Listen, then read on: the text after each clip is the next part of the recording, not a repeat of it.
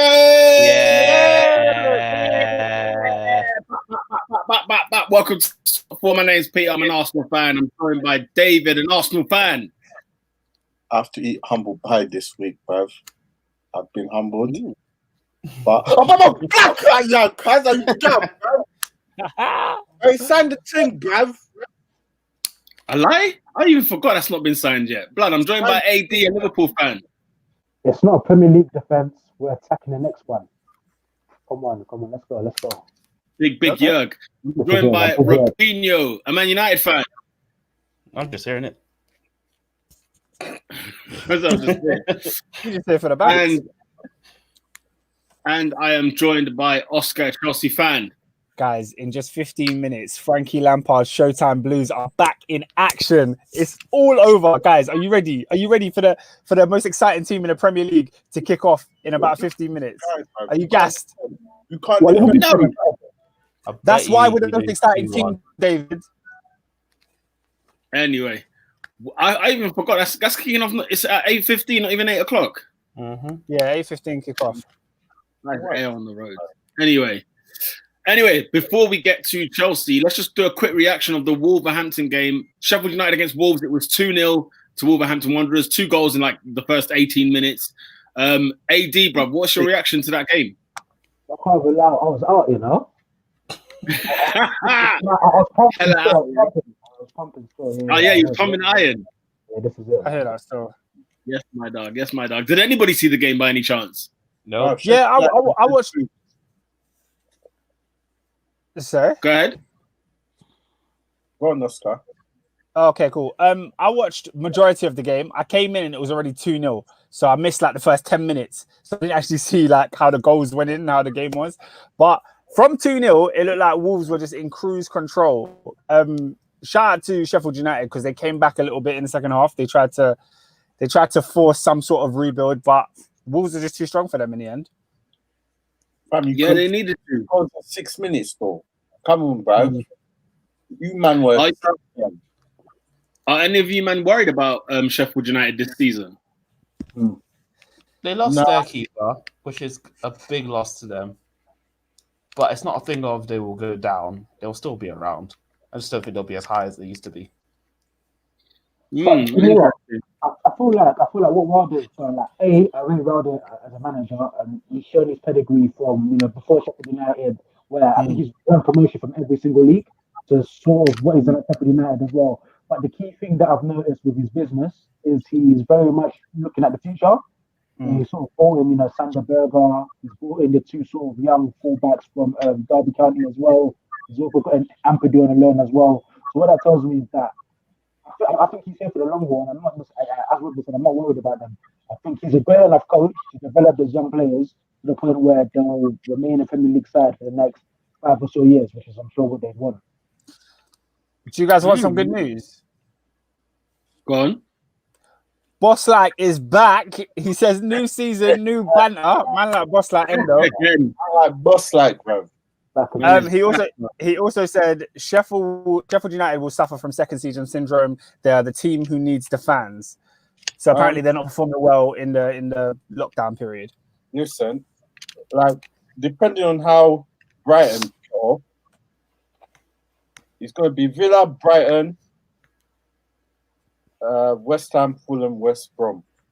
Those are the danger teams to go down. So as long as they're not having a mayor, there's 6 man who are having mayors. I can see potentially having a mayor. So you just need to pack. First game, cool. But it's first game. And as much as we like to complain all that stuff, we still have to stick by the 10 games and see how we are. For real, Robin. Those teams I just named, those are meds waiting to happen. West Ham and Villa are my top 2, bro. I'm just, please, you need to go, bro. That's my agenda, bro.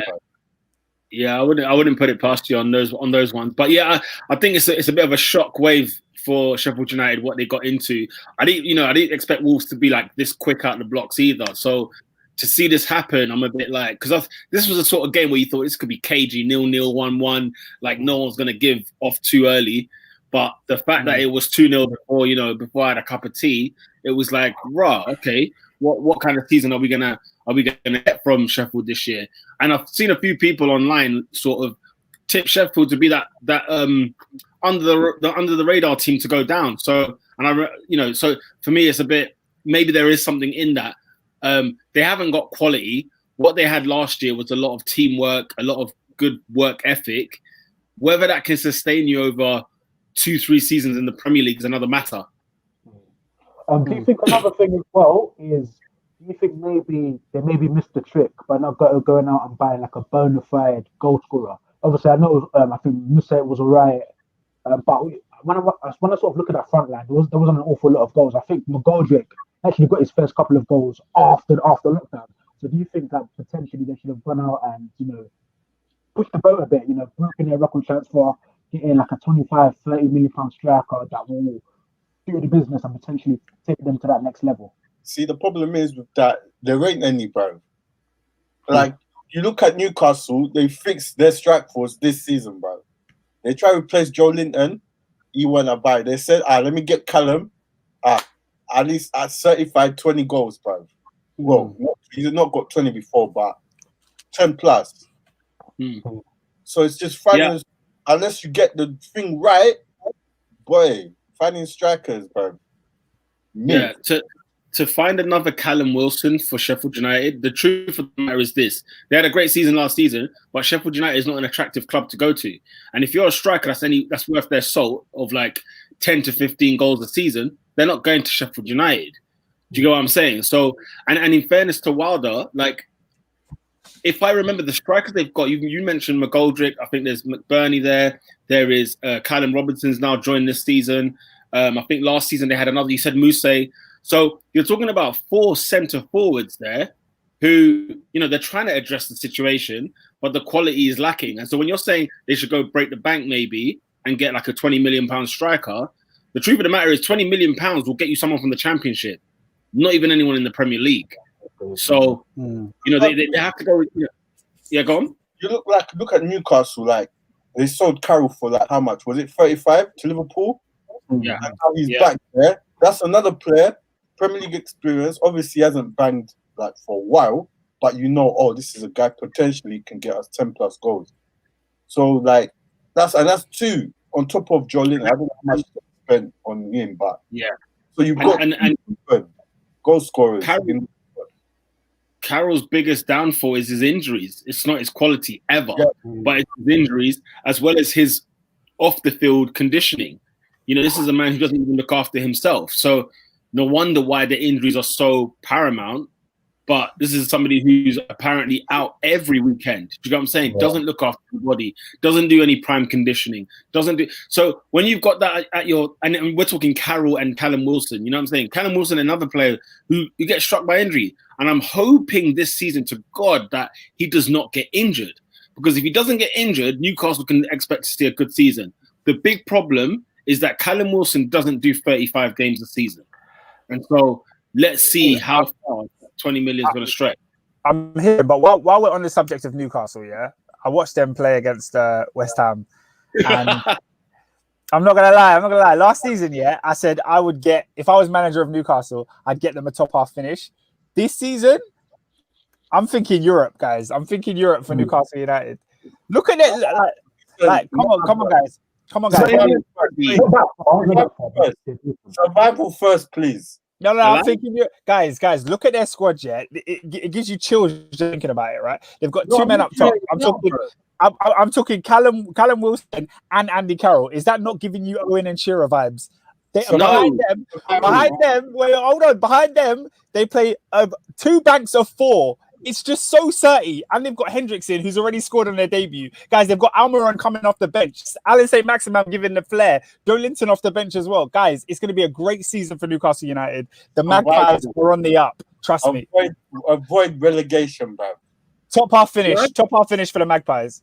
Yeah, Europe, bro. Yeah, I'm saying Europe should be their aim. But if they don't get Europe, they'll be top half. That's what I think. There's only like 6 or 7 places for Europe in the Premier League. So to say that they should be aiming for top 7, I'm not agreeing. did you watch them against West Ham, BR? They played West Ham. Very hard to break down. Lucky Osara doesn't believe in me. He said Europe is a stretch for Newcastle. They could be in the... Yeah. Do you know what? Yeah, I'm not saying they'll get Europe. I'm not saying they'll get Europe, but what I'm saying is they've got a solid squad that is hard to beat, hard to break down for these small teams. Like they've got difficult players to get through.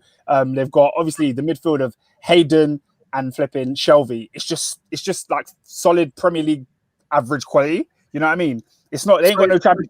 So 12th place, then basically is what you're saying. 10th. I'm going top half. Yeah, Europe should be their aim, but I'm going top half. Guys, Bruce is at the helm. It's old school 2000 football. I'm telling you. Long ball, route one to Andy Carroll, knock down to Callum Wilson. That's what I'm talking about. Oscar, Andy Carroll won't be there. This is what I'm trying to say. He's not even going to be there. So you might as well say Matt Ritchie to Callum Wilson. You might as well. Right. You know what I'm saying? I even forgot they signed flipping Ryan Fraser. Come on. Yeah. Come on. You lot hear his comments, by the way. What did he say? Oh my God. He's a bad guy, bro. So the guy was like, shame about Bournemouth going down, not to be big-headed, but if I was still there, I would have kept them up. Hey, you didn't play. You didn't play, you idiot. Yeah, he's saying if he was there. He's saying if he played, I would have kept him up. But I'd wrap him up for that. I'd fight him. You said this, Fraser? Yeah, blood. Wait, I thought it was at Bournemouth. That's what I meant. Sorry, what did I say? Oh, I thought you said yeah. Yeah. I thought he had left, didn't I? I didn't know he still plays for. I thought the way you said it is like, I left already. No, he said Newcastle. Oh, you said about you. Oh, this guy, bro. No, so he went to Newcastle, had an interview the other day, and literally said, "It's a shame about Bournemouth. I would have kept them up if I continued playing." Because remember, he stopped playing because his contract finished. He's such an idiot. Oh, so he didn't extend the days, like to play in June, July, whatever. So he was like, not to be big-headed, but if I was playing, fam, I would have kept them up. To be fair, Bournemouth were one goal from survival. They were one goal. He may have got the assist. Who knows? But Oscar, your Newcastle theory is absolute wash. Leeds will finish above them this season. I'm not doubting Bielsa's army. Should we go there, guys? Should we go there? Leeds. Let's go there. Leeds. Man, a bundle, bro. Yeah, Adrian, how do you feel about that game? Adrian, how do you feel? Yay. If this I can't lie. If this is Jurgen Klopp's way of defending the title, he's not winning the title. Leeds are a problem, bro. No, Leeds are a problem. AD, what you saying, man? What did you take from that game?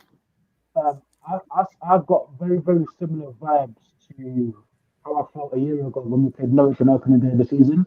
Well, I felt it was this new... No, it's true. Well, I felt it was this new, exciting Premier League team that caused us a lot of trouble, and some of my same concerns of last year sort of reared their ugly heads again. So for me, I felt the line was far too high, and I think with the high line, I think it sort of caused us problems essentially. But again, I understand why we play the high line. We play the high line so we can. It's built with our press. It allows us to control the game much higher up the field. So I get it. At the same time, I think Leeds gave us problems, and I think Leeds really, really did a number on our fullbacks, in particular Trent, because what they did is they essentially penned him in his own half. And again, let's call a spade a spade. He isn't the greatest of defenders. He's a top class, phenomenal talent, and I still think he's a decent defender. I don't think he's as bad as what people say, but I think Leeds play ball, and I think Calvin Phillips.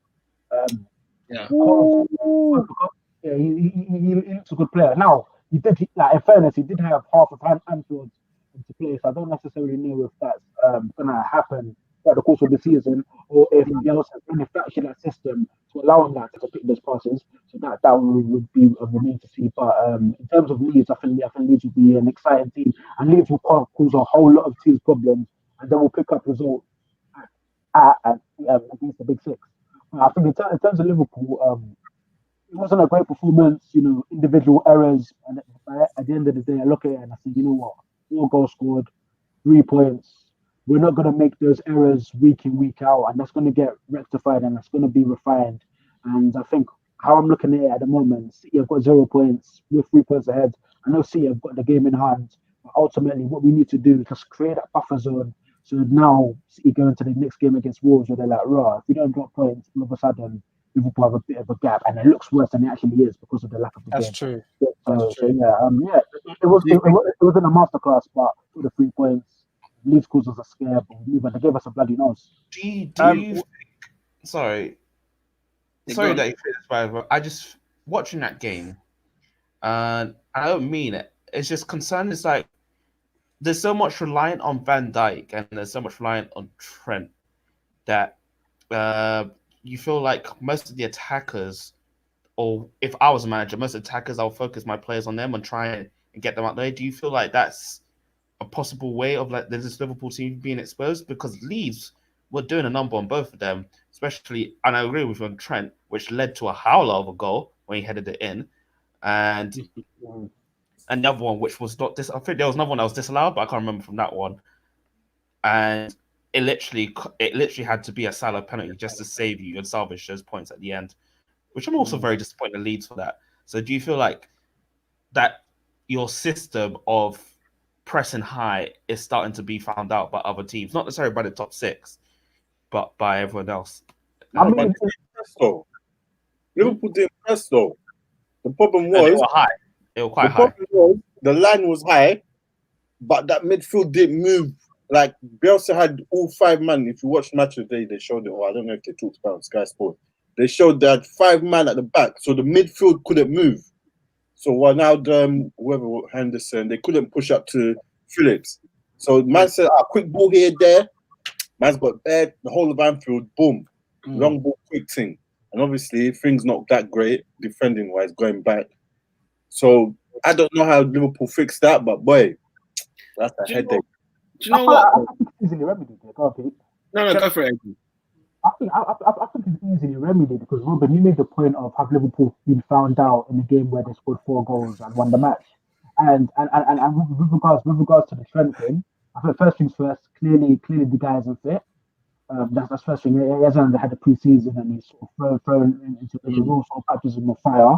And with regards to the last minute penalty point as well, that's been Liverpool for the past 3 seasons, and I think that's more of a testament to the mentality that Jurgen Klopp has instilled in the side. Whereas we know that if the game's not going our way, because if you look at the amount of goals Liverpool score 85 plus minutes, it's ungodly. And the reason for that is A, the conditioning of these players are extremely fit, but B, I believe there's been a culture that's been cultivated where Liverpool know that they can keep going to the 85th, to the 93rd, to the 97th minute, and they will kill points purely because that's what they're taught to do. Yeah, for me, I feel like, do you know what? The other day, a comment was made that what is wrong is that if there is anything wrong with Van Dijk's performances or as a player, surely he's like a flawless player. I feel like even Adrian, you tweeted it or you've retweeted it or something like that. And for me, do you know what? The one thing I have against Van Dijk, if anything, and maybe because life became a bit too easy for him, is just the concentration. Like the mistake that led to Leeds' goal was carbon copy the mistake that led to the goal against Arsenal in the league last season, where Reece Nelson went through. Van Dijk is sort of back passing, but then he's sort of like not aware of the entire situation around him, and he's sort of making little mini mistakes. And to me, I feel like that was what the problem against Leeds was. This game could have been 4-1, and it would have been like Liverpool back to normal. I feel like Leeds were lucky with the goals they got because they were sort of like, if it weren't mistakes, it was nothing was necessarily you saw when it came to their goals that they actually scored. I never saw anything that made me think, "Oh, this could be something to watch out for the season." They looked good. They pressed a lot. They pressed quite deep. Liverpool's line was high, but I mean, Oscar, you can come in afterwards. But for me, I'm not getting too excited by this result or even the performance. I don't think you take out the mistakes, and I don't think Leeds get 2 goals in this game. No, I disagree with that. But let me get to some of these comments first, and then I'll explain. Lucky Osaro says Liverpool's defense are going to get exposed this season, so he's not really a believer. you've also got boss like Endo, who's a Liverpool fan, who says, "Not gonna lie, I'm concerned about this Liverpool team. I said we'd drop off dramatically, and that game proved it. We've been poor since the first leg against Atletico." That's actually a while back now, before lockdown. Wait. Let me respond to you first, and then you can come back to those, because I think Leeds were fantastic. Like, I think the only issue with Leeds was that they mirrored Liverpool in the sense that they were just as poor defensively, and they gave away, like, Leeds gave away errors as well. Let's not forget the two penalties they gave away, which were stupid, and a corner where Van Dijk just obviously beats his man easily. So it's not to say that because Liverpool made errors, that didn't mean Leeds didn't threaten the goal, or Leeds didn't have a style of play that looked like they were attacking. Like, even in the chances they didn't score, they had other chances throughout the game. It was literally end-to-end stuff. That's why Liverpool looked so out there. They didn't look like champions, basically. They looked like almost like a Chelsea team. Like, we'll score 4, you score 3. And I think Leeds capitalized on that. Every single time they got forward, they broke in numbers. Literally 4 or 5 people running at Liverpool's defense. And I think if they do that to the weaker teams in the league, they're going to be all right. But the thing is, I feel like the mistakes that Liverpool have made, this looks like rust to me. It looks like cobwebs. It's just sort of, we're going to get back into the season. If Leeds are making these kind of mistakes, obviously we don't have anything in terms of data to look back at Leeds and see what are they like for a Premier League season, right? And I feel like Leeds, for example, it's inexperienced. They haven't been in the league for I don't know how many years now, right? And I feel like if they go gun-ho like this in every game, they're going to get picked off. Do you know what I'm saying? So to say Leeds were played fantastic, I think is far too strong. I feel like Liverpool were not in 5th gear like they normally are. But when Liverpool are not in 5th gear, guess what? Every team looks good against them. So, like, when they played against Watford, when they played against Atletico, when they played against Arsenal, there's some certain games where, listen, Liverpool are, these teams are inferior to Liverpool. But if you catch Liverpool asleep, because I don't think that these are errors in their game that they have naturally week in, week out. It's not the days of Cliven and Lovren at the back. These are just the fact that, for me, I just feel like mentally they just got to change the mindset. Remember what made them so amazing at home, especially in the last 2 or 3 years. And I feel like they will, like the Wolves. Is it Wolves you said that you're playing next, Adrian? And I see I've got Wolves. We've got Chelsea. You got Chelsea next, right? So it will be interesting to see now the kind of behavior that Liverpool have going into that Chelsea game. Because I guarantee you almost that Liverpool will not be making mistakes in that game against Chelsea. Yes, they're going to be looking, it's a tough opposition, so more concentration. But I do feel like too much is being said about Liverpool's defense since the league was done in January. And I just feel like that plays a huge part. Mentally, they just weren't there because it was like, we physically got to finish these games. Do you know them ones? It's like doing reps in the gym. When you hit 8 and 9, you just know, like, okay, now I'm going to clock out. Do you know what, Peter? I agree with you on Liverpool's defense. I think they will get better. They will, like, iron out those silly mistakes. Like Van Dijk having a howler for a Bamford goal is not something that's going to happen every week. But I don't think that says much about Leeds. I think Leeds put in a performance that forced their errors as well. I think, ultimately, Liverpool, Leeds should have left with a point. And ultimately, their silly mistakes cost them those points that they could have got. That's how I saw the game overall. I'll tell you who else should have left with a point. How about Tottenham Hotspur against Everton? Bloody hell, well, you saw that coming. Hey? I mean, you knew it was going to be intense, you knew it was going to be tough. And big up Carlo, man, because they got a W. They got the dub, man. I mean, I was really like thinking to myself, you know what? Everton have a new midfield free. And for some reason, it looked like none of these lot have missed a beat at this club. And I'm like, I mean, Alan at the beginning wasn't necessarily sharp and cool, but he grew into the game as time went on, and he could have easily got man of the match. But it's just weird to me that Spurs, obviously, this is a team that's like they've known each other for a couple of seasons now. There's not too many new players. It's like, I don't understand, bruv. Why do they look so... There's no spice. It's more Mourinho. It's more Mourinho, mate. I can't lie. I've been paying attention to Mourinho and Spurs ever since the documentary has come out. and I need to finish the 5 episode today. The guy is gold. I wish we could be a flying all in his post-match with the talk teams, because the stuff he says in the documentary, my gosh, you would not think that it would be him. It's becoming a distraction now, though. We're talking all about the documentary. Yeah, if you're a Spurs fan, you're thinking, hang on a minute, this season does not look good. Who loses at home to Everton? Like, name the team. Do you know what I'm saying? Like, you don't like Everton. I know pushovers, but Everton for years on years. You know, like, this is the first time I'm like not saying nothing about Everton, because every year they disappoint me. Every year I'm like, right, Everton could look tasty, right? And I said, you know, let me not talk and wait for them to come. And fair play to them, they've got a good. They've recruited well. We can say that, but they always recruited. They always recruited, didn't they? But then they also have a good manager this time. I mean, you think they had bad managers before? Ronald Koeman? You know what I'm saying? Like, he weren't too shabby. Do you know what I'm saying? Like, the managers have always been decent. There's been a bad project. So I feel like, and I always go back to the summer that they signed Sigurdsson, Rooney and Klassen. It's like, well, you've signed 3 number 10s. How on earth are you going to play? I think what they just do really is they just pick surplus players from the bigger sides, i.e. Theo Walker, i.e. Alex Iwobi, and then they expect them to come and pull up trees at Everton, and it doesn't necessarily work like that. Whereas this summer, they've actually gone out and they've actually signed good players who will come in and will actually improve the situation. I think Decora's are still. Alan looks great, but you know he'll be tested. James had a good game. As well. James Rodriguez was elite. He was so good. I can't believe he played for Everton. What's crazy is that I don't get why people were surprised at his performance, because this guy has been doing this every single season. As much as he's been criticised, he wasn't criticised for doing that. This is something that he was doing constantly. Pete, to be honest, I don't really think people were surprised by his performance. I think people were surprised that he went to Everton. I mean, like the idea that he was even at Everton is like, why are you at such a team? You're such a high quality player. So when he came in and performed like that, I think it was just a sign of like, okay, you know, nothing's wrong here.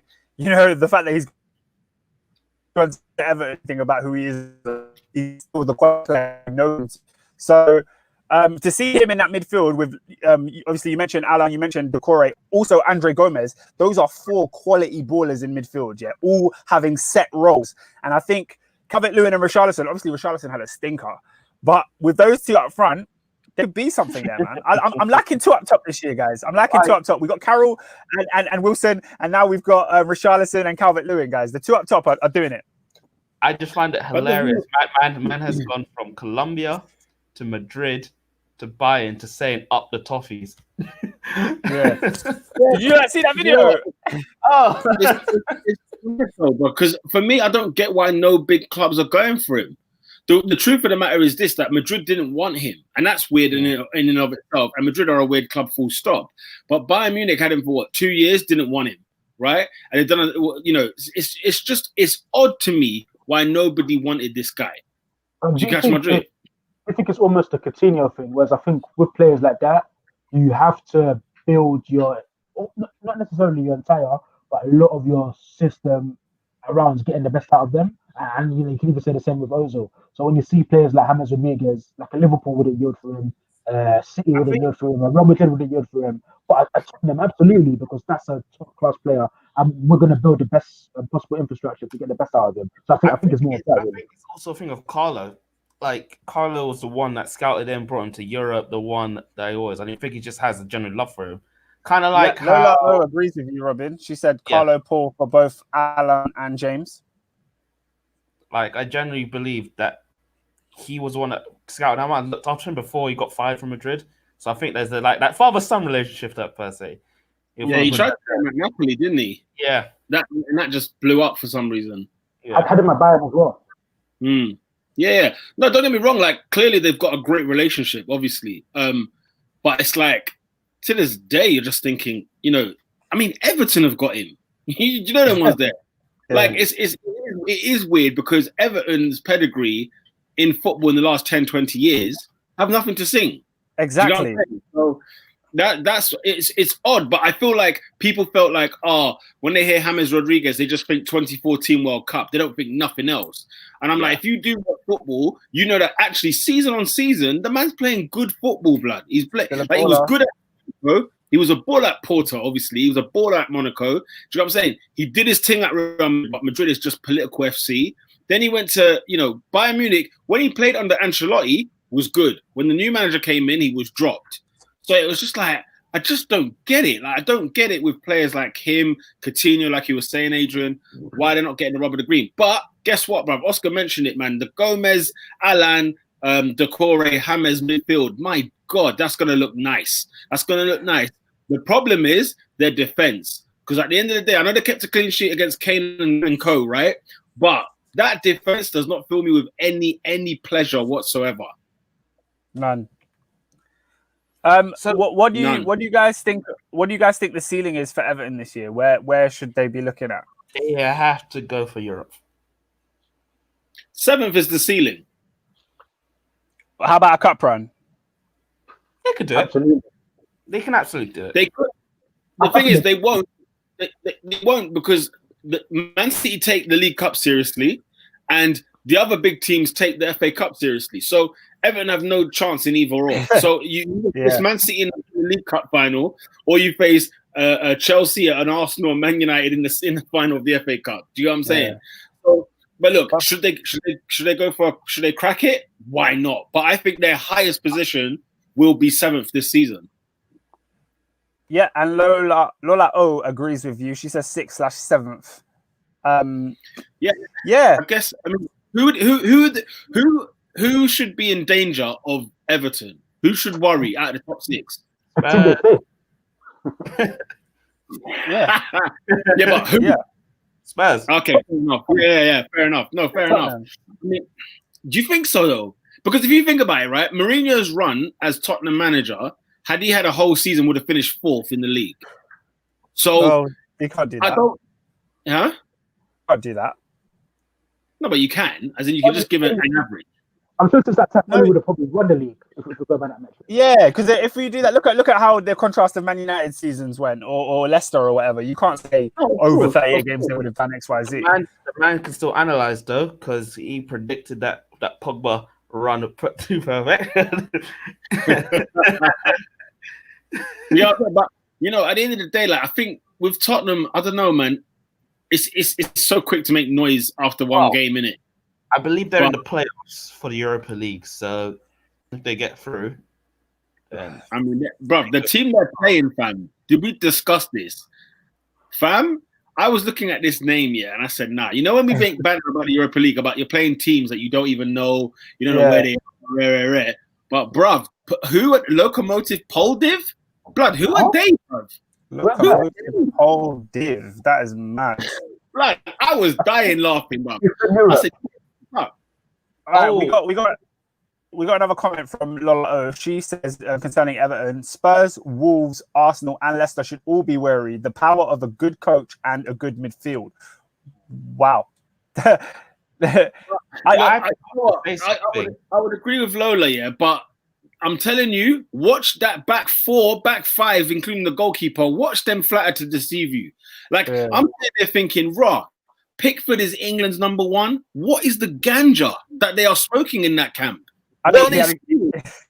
He's having a great season, Peter. He's having a great season. He's having a great season. Bro, like I hear you. And the funny thing is, what do those teams have in common? Let's see: Arsenal, Spurs, Everton, and even maybe Wolves, depending, right? Poor defenses. I'm going to leave Wolves aside. Poor defenses, the other teams. Do you know what I'm saying?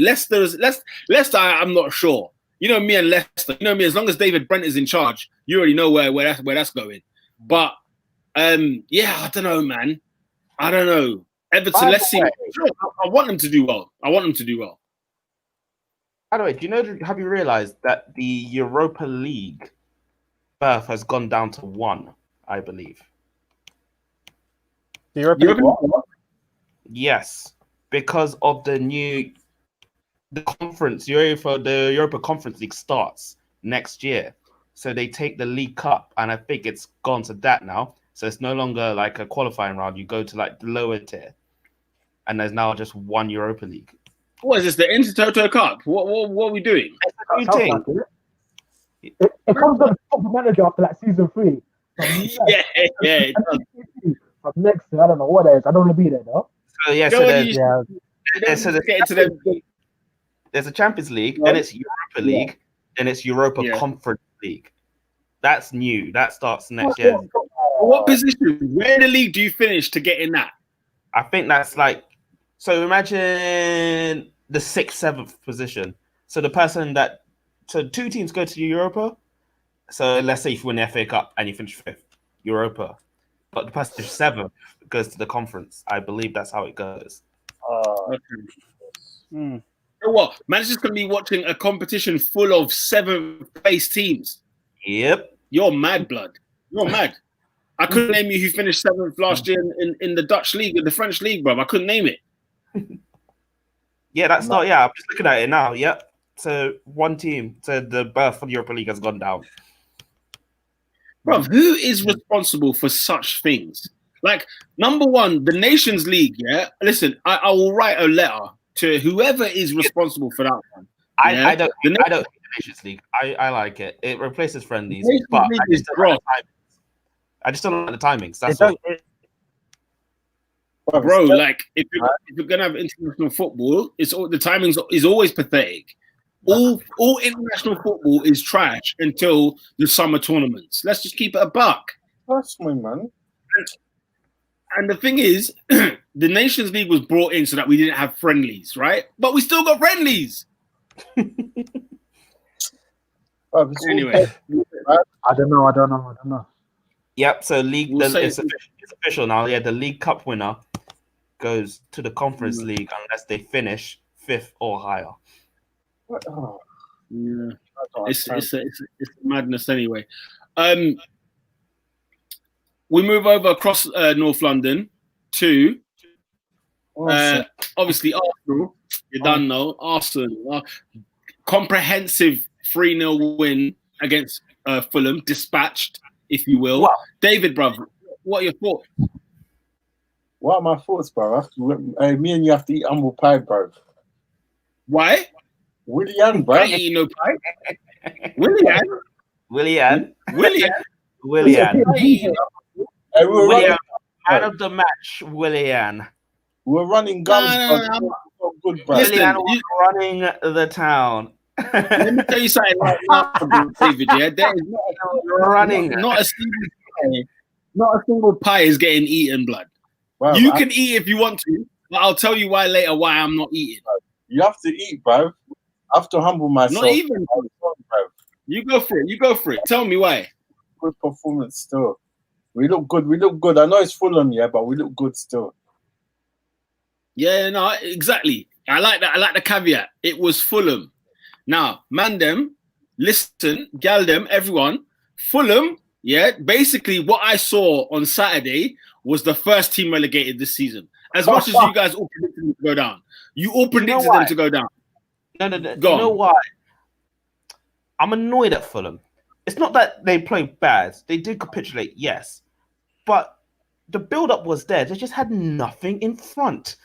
There was absolutely nothing. You could see that they were trying to go from side to side, trying to get through. And they were getting through Arsenal's lines. And breaking news, I believe we have a penalty to Chelsea. We do, John. Jorginho stepping up to take it. Alan McAnally, what's going on?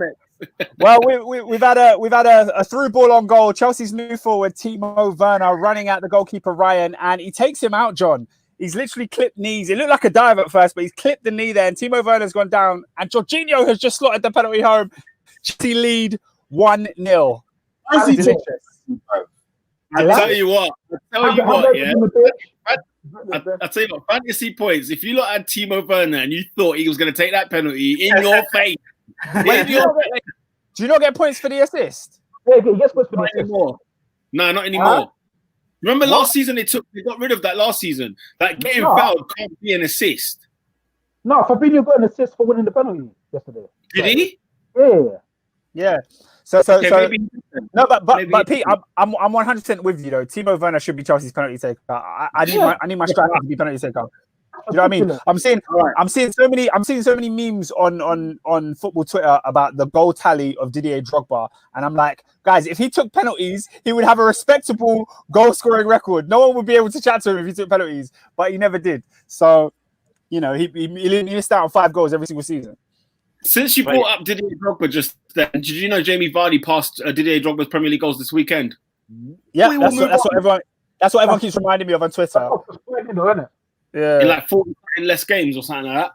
But back to the Arsenal, David. I'm not eating humble pie. Shall I tell you why? Because, bro, we played Fulham, blood, and let's keep it a buck. And you know, I don't want to over exaggerate. Fulham are trailer park trash. They are the worst team in the Premier League. And let me tell you this as well. Yeah, they should have never even been in the Premier League in the first place. Because ask any Fulham fan, that championship run was horrific. And by the skin of their teeth, they made it to the playoffs, wasn't it? It was the playoffs.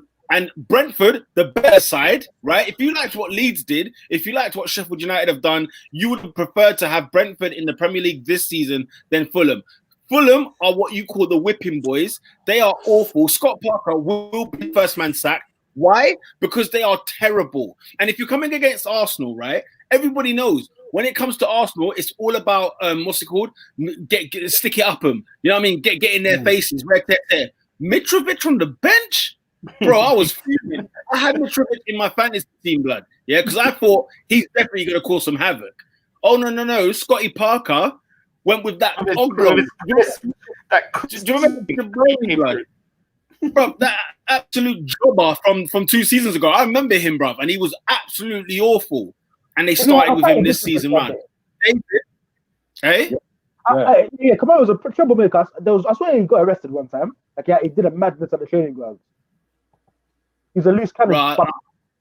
But again, Peter, I think that's the point, because like, when you look at that Fulham side, when you take Mitrovic out, who in God's green earth is going to score the goals to keep them in the league? It's not going to be Kamara. You're right. It's not going to be Luka. It's not going to be Calviero. It's not going to be. I think Dennis Odoi had a shot in Match of the Day. Fulham are doomed, bro. Let me tell you, bro, and Adrian, bro.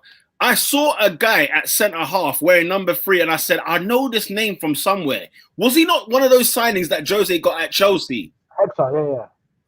Oh my God, he's the best defender. Bro. 6'4", and he's the best. 6'4", and the guy did not even jump for Gabriel's goal. Did not even jump for Gabriel's goal. They didn't leave the ground, bro. And what was so funny on Match of the Day, they ripped the piss out of Fulham. Because them man there were like one or two man were pressing and leaving the next man exposed. Like they weren't doing niche, blood. Do you know what I'm saying? So it's all over the place. Scott Parker, it looks like he hasn't got a clue what he's doing. That's what it looks like to me. He has nice suits, and I like that. His suit was crisp. The suit was superb. Let's make no mistake. The suit was superb. But the suit is not what wins you the game. Arteta comes down in a bust down Armani and leaves with 3 points and a clean sheet. Do you know them ones there, bro? And look, like it is Fulham. Arsenal looked good, but Arsenal were just playing competent football against a shower of a shamble team. So is Fulham that team on fantasy where you triple captain? Yeah. Say that again? Is Fulham that team where you triple captain? Yeah, but I think when Salah turns up there, bro, when Salah lands, yeah, fam, De Bruyne, slap when Kevin De that Bruyne. on, bro. Or even De Bruyne, yeah, we'll take your pick. I hate what Peter's saying though. I think it's good ultimately, decent performance, clean sheet is always nice. But yeah, I suppose your Fulham isn't really the litmus test because they are truly an awful side and they will go down. But I can give credit where credit's due. Willian look good, but he will play tougher games. The thing is, yeah, obviously Willian, he doesn't fill me with joy. He doesn't fill me with excitement. Nothing of the sort. He played a competent game. He was good. Nobody put a foot wrong in that game. And David, bro, you know full well you're more better judgment of this thing than anything and any other Arsenal fan I know. You are the one that steps steady, bro. So I know. to eat humble pie game 1 against Fulham, you got to be kidding me. Listen, bro. Hey, they look good in it, bro. So have Yeah. you not got to the on con- Saturday. I'm having a bit. apart from that silly mistake at the beginning, apart from that, calm. That's what. Just 3 Yeah. points. That's all I want, bro. No scary. There was no. This is hard, bro. Just 3 I points. can't lie, bro. Aubameyang's goal, blood. I just sat there like, You know what this I'm is saying, lovely. bro? This is lovely. If that's the football I'm getting all season, then sweet as a nut, mate. I'm happy. And you insisted, bro. William, come on, cuz. What do you call it? I'm still worried about your But even midfield. El Neni was doing flicks, cuz. Hey, Also, bro, is El Nani becoming your DM now?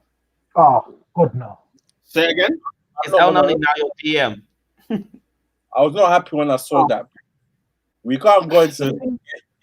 That's the problem, man. That's the problem, though. Because It's like the thing is, yeah. the streets are saying you might not have the P's for DM. No, Like Party and say again? I definitely think Arsenal can accrue the funds they need to sign either Party or Yeah, Hour. but they need to sell. But obviously Martinez is going to go. Potentially, maybe Bellerin, maybe Torreira. Like genuinely, Arsenal will sign one of Partey or Hour. I don't think the money will be that much of an issue. Bruv, they need to hurry up, bruv. Flipping it. Look, you got Guendouzi. We got like 6 Guendouzi. backs. We got 6 centre backs. Sell them, bruv. Question. Have you signed David Luiz, bruv, on a new contract? We could have used that P to go and sign Partey, bruv. Come on, question, man. guys? Yeah. My internet's been having a mess. Have you not got to the comments or not? No, we're leaving that to you, Buzz. I know, but I've been out for the past 5 minutes. The internet's having a howler. Lola says, move with caution, Arsenal, please. If Arsenal do not get a good midfield, this means nothing much. Looks very good, though. I'd be interested to know who you support. Lola, who do you support? Let us know. But she's a Gooner fan. There's no one else talks like that. Than another yeah, no. She said it. Actually, she said it last week, innit? She did. Yeah, fair enough. Bro, listen, fam. Every man and his dog knows, yeah, that the win against Fulham, blood, yeah? And, you know what I'm saying? El Neni's doing flicks. You know what I'm saying? Willian's springing the ball left and right. Do you get what I'm saying? Like, just because them man are doing that, blood, I'm not, no, bruv. No chance. There are 20 teams in the Premier League, right? And we have to face 19 of them. Fulham, they are a championship side today. Mad. Bosslat Endo says, not going to lie, man's on the Arteta wave. I've never seen Arsenal look so good defensively in years. I kind of agree with Bosslat, as in not like, I'm not getting gassed, I'm not getting over the top, but I can clearly see what Arteta's trying to do. There was points in last season where Arsenal fans were getting bare gassed off Arteta, and I couldn't see it. Like, I was like, why are you guys getting so gassed? He's not really doing much. But looking at the way you guys have been able to build up goals in multiple games towards the end of last season and against Fulham, I'm like, there is a system there that he's thinking about how Arsenal play and how to make you guys more solid if you don't have the players. Once you have the players, boy, it could be mad. Listen, all right, let's book West Ham and then wait for we'll go to Anfield, yeah?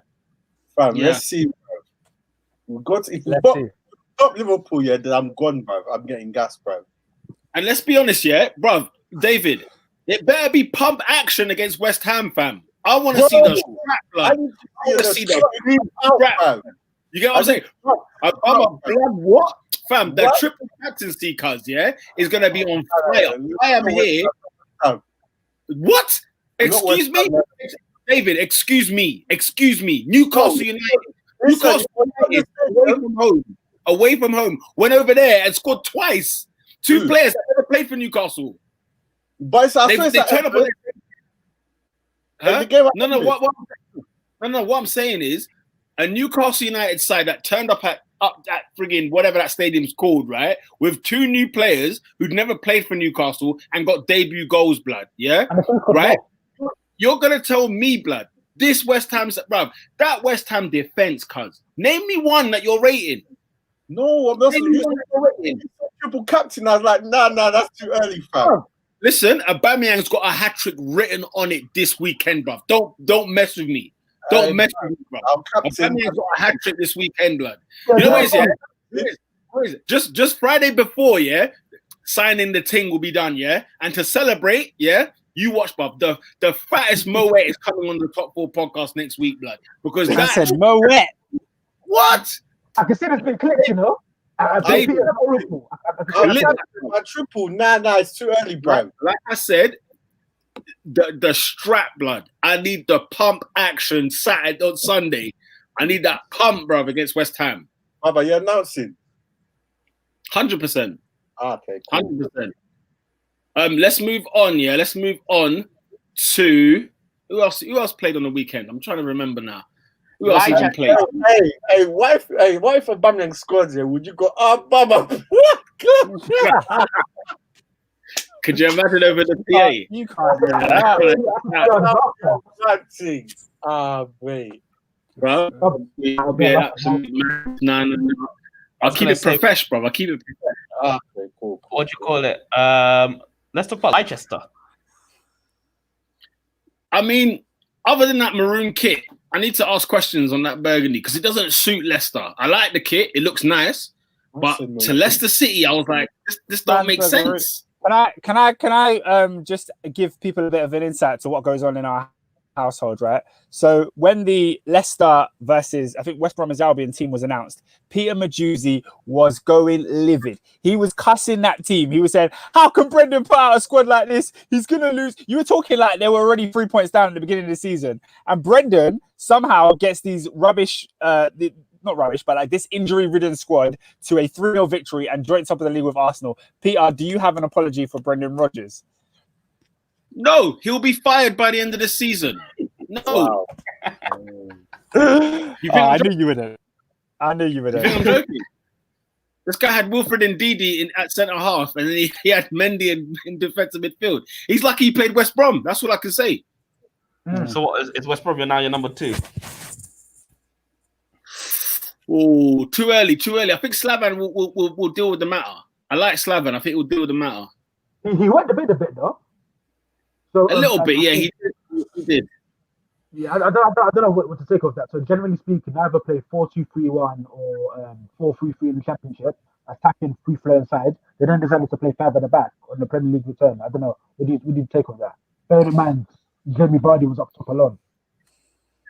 Yeah, the thing is, I think he's panicked, isn't it? Because what worked in the Championship, he knows won't necessarily work in the Premier League, and he looked like he second-guessed himself, played a formation he's never played with this team, and tried to be like, okay, look, it's Leicester, they're no joke. Let's not be silly. Let's not get carried away. But he went far too the other way, whereby they didn't even look inspiring by any stretch. My number 2, by the way, Robin, is West Ham United. That you lose 2-0 at home to Newcastle, you're gone. When we're talking West Bromwich Albion, yeah, any team that goes into a Premier League season with Hal Robson-Kanu on the books, you're going back down. You're going right back down. Why is he coming on? Why is he coming on like he's going to change things? Come on, man. Come on. Let him stay in Wales. Let him play for the Welsh. I don't know, Cardiff. I don't know. Let him play there. just not in the Premier League. I think that's harsh. I mean, Robson-Kanu is there. Don't get me wrong, but I feel like that's not the reason you go down. When you see what's around them, when you look at what's around you, and you see what mess there is elsewhere, I'm telling you, bro, they won't be conceding goals like what Villa do and West Ham do. You get what I'm saying? So they could survive. They could legit survive. We have a few more. Sorry, we got a few more comments. Back when we were talking Arsenal, Lola O said Black Boy Arsenal is coming back. A lot of black players reminiscent of the infamous Blackchester United. It's still there. Yeah. How many black players are United? Yeah, Blackchester United is still alive and kicking. Black Arsenal is still here. So yeah, for us, you know, when we went unbeaten, bruv, like I'm telling you, bruv, it was 10% white or something. It was crazy, bruv. Mad crazy. Ray Parlour was an outlier. It was an anomaly. It's like Parlour and Lehman, bro. I said Ray Parlour. I'm getting Graham Stack. Wake up the quarter.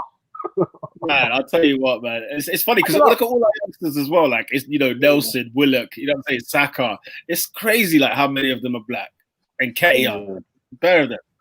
We got another comment. We got another comment from Boss Like Endo who says Loftus Cheek needs to come off. While we're here, I might as well give you a little update on the Chelsea game. After the goal, Brighton have got themselves back involved, and Chelsea's defensive issues are rearing their head again. It seems like from the midfield they can't seem to keep control of the ball, and Brighton just keep on wave after wave of attack. Yeah, the Havertz has been very quiet throughout this whole game. Bro, Havertz has been cold. Have you seen the injection of quality that he's brought into this team? It's unbelievable. Like the amount of touches he has.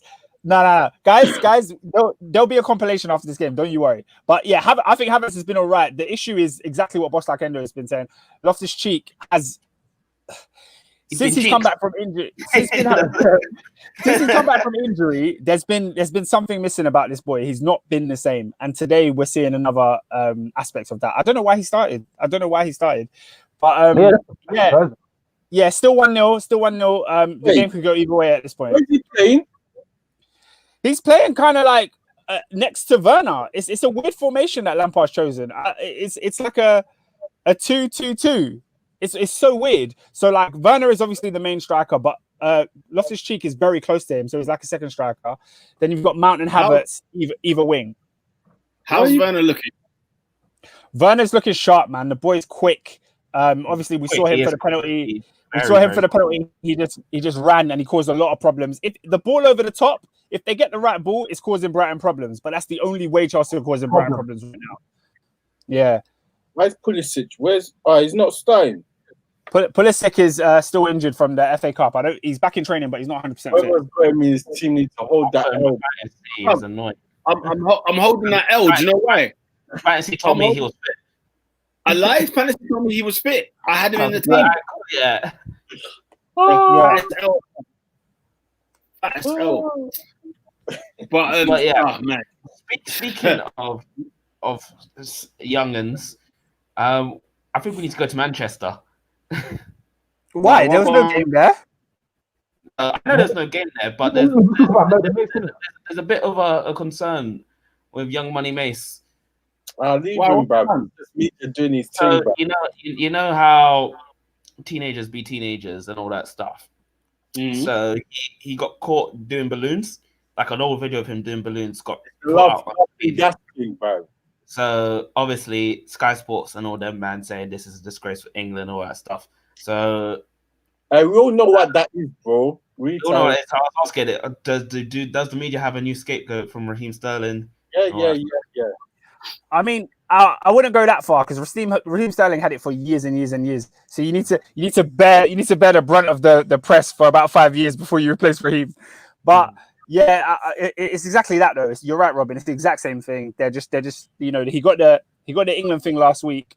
So now they've dragged some old Snapchat video from literally 2 years ago or whatever, however long it was, just to try and pin something of it. I actually wonder how long they've had that video waiting for a moment to drop it.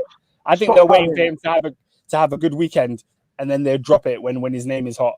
But they've waited for this week. So I pay it no mind, man. I just don't care. It's the old thing, yeah? Yeah, it's an old thing. It's not not something new.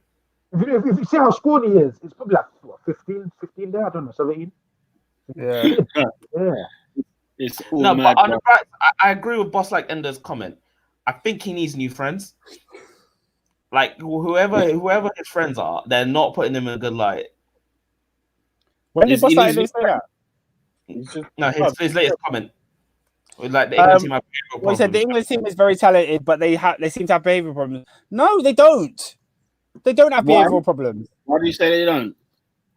Because what are they doing wrong? Like literally, it's nothing. It's literally nothing. They're making the media is making things out of nothing, and I think they're just it's literally what they do.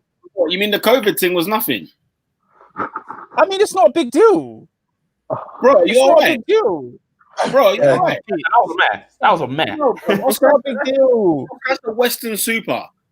That's the bro. Yeah, no. You're right. It's a mare, but it's not behavioural problems of the individuals. Like it's not Bro, that deep. Nah, no, hang on. You're told, yeah? you man are in a bubble. You get me? Man can't do no linkage. You know what I'm saying? Now I'm out here in Iceland. I see a couple blondies. I'm saying, boom, come back to the crib. Yeah, so we can chill till 6 in the morning. What if they've got COVID, fam? I mean, it's unfortunate. And then they pass it on, right? Let's say like 30 men have been infected now because of all of that has happened, because of like a training right? And one dies. Are we calling it nothing? We can't call it nothing. The reason why I'm saying it's a problem is because you've been instructed to do something and you chose to break that rule. That's a behavior problem. It's not, but it's not a thing that we need to keep like looking at. Like the next comment, shout out to Lola O. She's also said nothing these guys is doing to what is different to what others have done in the past. They just got caught. I can imagine every single England meetup, there's somebody sneaking girls back to the hotel. We've heard it all the time. It normally only comes out when it normally only comes out when it's a married player. You know, we had the story of Giroud. But it's a pandemic. But bro, and even still, even pandemic aside, bro, the fact that this seems to be constantly happening with the England camp, that there's always some sort of saga when it's not about football. Like let's critique.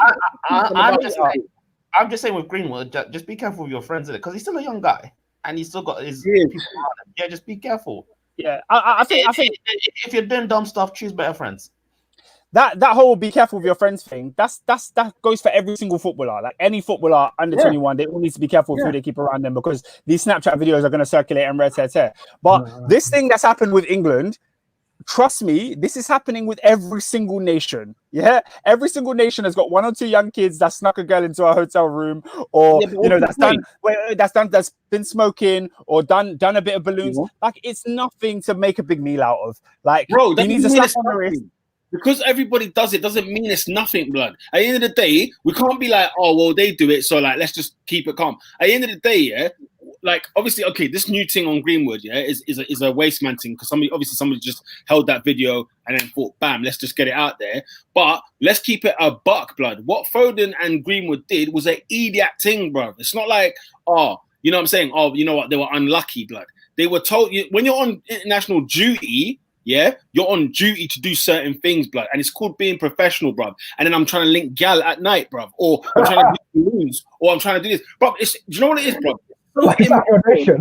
It's immature and idiotic. And what I'm tired of is the constant defending of this sort of behavior, whereby at the end of the day, it's not like my man are even performing on the pitch for England, or they're doing the big thing where I'm like, you know what? Do you know what I'm saying? Like, if Maradona wins you the World Cup, and he gets caught with a cigar, I'm saying, listen, bro, we got my World Cup, crack on. But it's like, we're talking about people that are breaking into the business big time, big professional time. I don't care if, like half the PSG squad was out in, what country were they in? Where they just caught bare corona for them man there. And it's flopped them 2 games in a row now. But them man are idiots. It's not to say that they're not. It's not to say we will get to Liga. We need to talk about Liga. But... my God. But I'm not here to defend any lawless behavior. I'm not here for it, bro. No, Bosta Endo agrees with you, Peter. I said, thank you, Peter. Stop defending these men. They are very naive. I agree that like the things they did were wrong and they shouldn't have done said things. But I just don't think we should be making a big deal out of it. I just don't think it's a big deal that these kids are 18, 19 years old. I mean, come on, they're going to make mistakes. What do you call a big deal? What do you mean? As in, Bosta Endo said they have behavioral problems. But like, as in, like, what's it called? You do your thing, you get punished, you get me. Then we move on. They deserve. Everyone agrees that they deserve to be dropped from the England squad. They would deserve to be staying at home. Do you get what I'm saying? We all agree. Now it's not to say, now that let that jeopardize them in the October internationals or November. No. But for that moment there, because at the end of the day, Southgate's got to do something whereby there's got to be some respect, blood. Like when man sees Southgate, it's not like a spud thing. It's more like, yes, sir. Okay, cool. Do you know what I'm saying? Let me respect the thing, and then, you know what I mean? I'll earn his respect by the way I behave and how I play. You know what I mean? He called him Harry Maguire, didn't he? So I lie, and that was good of him, blood, and that was good of him at the end of the day. The thing is, he called him, but then they withdrew him, didn't they? Yeah, because they didn't know what was happening. Once they knew what was happening, exactly, and that's fair. Do you know what I'm saying? At the end of the day, that's fair. Because remember, they made this mistake before when John Terry, before John Terry was even assessed, right? He was already like stripped of captaincy at England, and England did a dumb move because it was like you just did something based on an allegation as opposed to a conviction. So at the end of the day, when you got convicted, make your mark. You know what I'm saying? You're innocent until proven guilty. So you know, it is what it is, bro. Just keep your name at the headline. One comment, Lolo says they did something wrong and they have been punished. If they don't get called again because of this, Southgate is a worse coach than I already thought he was. Okay. Do you not think that? But Lola, yeah, I'll question that because let's say, for example, between when's the next international? October. So it's not that long away, right? Foden and Greenwood, like it wouldn't surprise me if we're not seeing too many games from them, man, right? Do they deserve to be called up? You will see Greenwood a lot more than you'll see Foden. And for me, Foden doesn't deserve to get called up if that's the case. If he's not getting games, why should he be playing? Bro, Foden is one of England's better midfielders, so I think he should be in the squad. That's based off that. No, 100%. I think both of them deserve to be in the squad. I feel like this punishment getting dropped now, that's it. We don't do it. We don't speak of it again. And they come back. I need to see the next couple of weeks, bruv. If their man ain't playing, they don't deserve to be in the squad. Yeah, but it should be because they're not playing. Yeah. That's what I'm saying. Yeah, okay. I thought Oh, yeah. That's what I mean. The slack, I was like, what? Not like that. Of course. If he's not playing, blood, what is this? So, Half time at Chelsea, boys. 1-0 Chelsea. Pretty much the same as I spoke about it before. Cool. Just to wrap up, Palace 1-0 against Southampton. I was surprised by this. I don't know about you, man. I think some of you lot predicted Palace to win. Zaha off the mark. You know what I'm saying? I'd like to see at least 10 goals from him this season. That would be lovely, jubbly. And I think that, man. But Palace were linked with another forward, and I was thinking, right, this forward line is looking a bit better. Who is it again? Yeah, Ben Rama from Brentford. And did you remember last week when I sort of said, I sort of thought, potentially this side may not necessarily have too many goals in them. Now all of a sudden, Batshuayi, Ben Rama, you add that with Zaha, Townsend, Eze. Those are, if they can build like a front line of any four of them at one particular time, that is dangerous. I don't know. What do you think?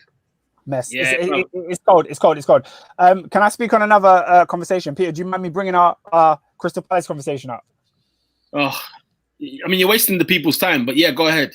It's not wasting the people's time. The people want to hear this. So basically, as the story of this podcast has gone for the past 4 years or however long it's been, I've been a backer of Michy Batshuayi. Peter has been a very vocal detractor from Michy Batshuayi. And I said a little simple statement that I think Michy Batshuayi will score double figures in the Premier League this season for Crystal Palace. And I'm betting Peter that. And he doesn't think so. What do you guys think? How much? How much is the bet? Well, I offered him £50. He didn't want to shake my hand. I'll take it, though. The truth of the matter is this, I'm not trying to make Oscar broke, blood, Number one, right? Number two, Palace, blood, It's not that I think Batshuayi is trash. And I said this to him earlier. I said, Palace don't score goals. Last season, they got 31 goals in the league last season. 31.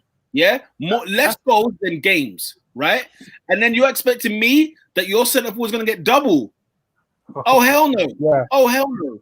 Michy, bro, all this Michy noise, let's just keep it about. I like Michy Batshuayi when he was at Marseille, right? Before he came to Chelsea, he's a decent striker. He came to Chelsea, and from day one, what did I say on this podcast? He's not good enough for Chelsea. Oscar backed him, right? Oscar was backing him. Fair enough. He's a Chelsea player. He's going to back his team. Guess what's happened since? In those last 5 years, Chelsea won 2 league titles, and Michy Batshuayi, I think, only featured in one season where he scored about maybe 4 or 5 goals that year, right?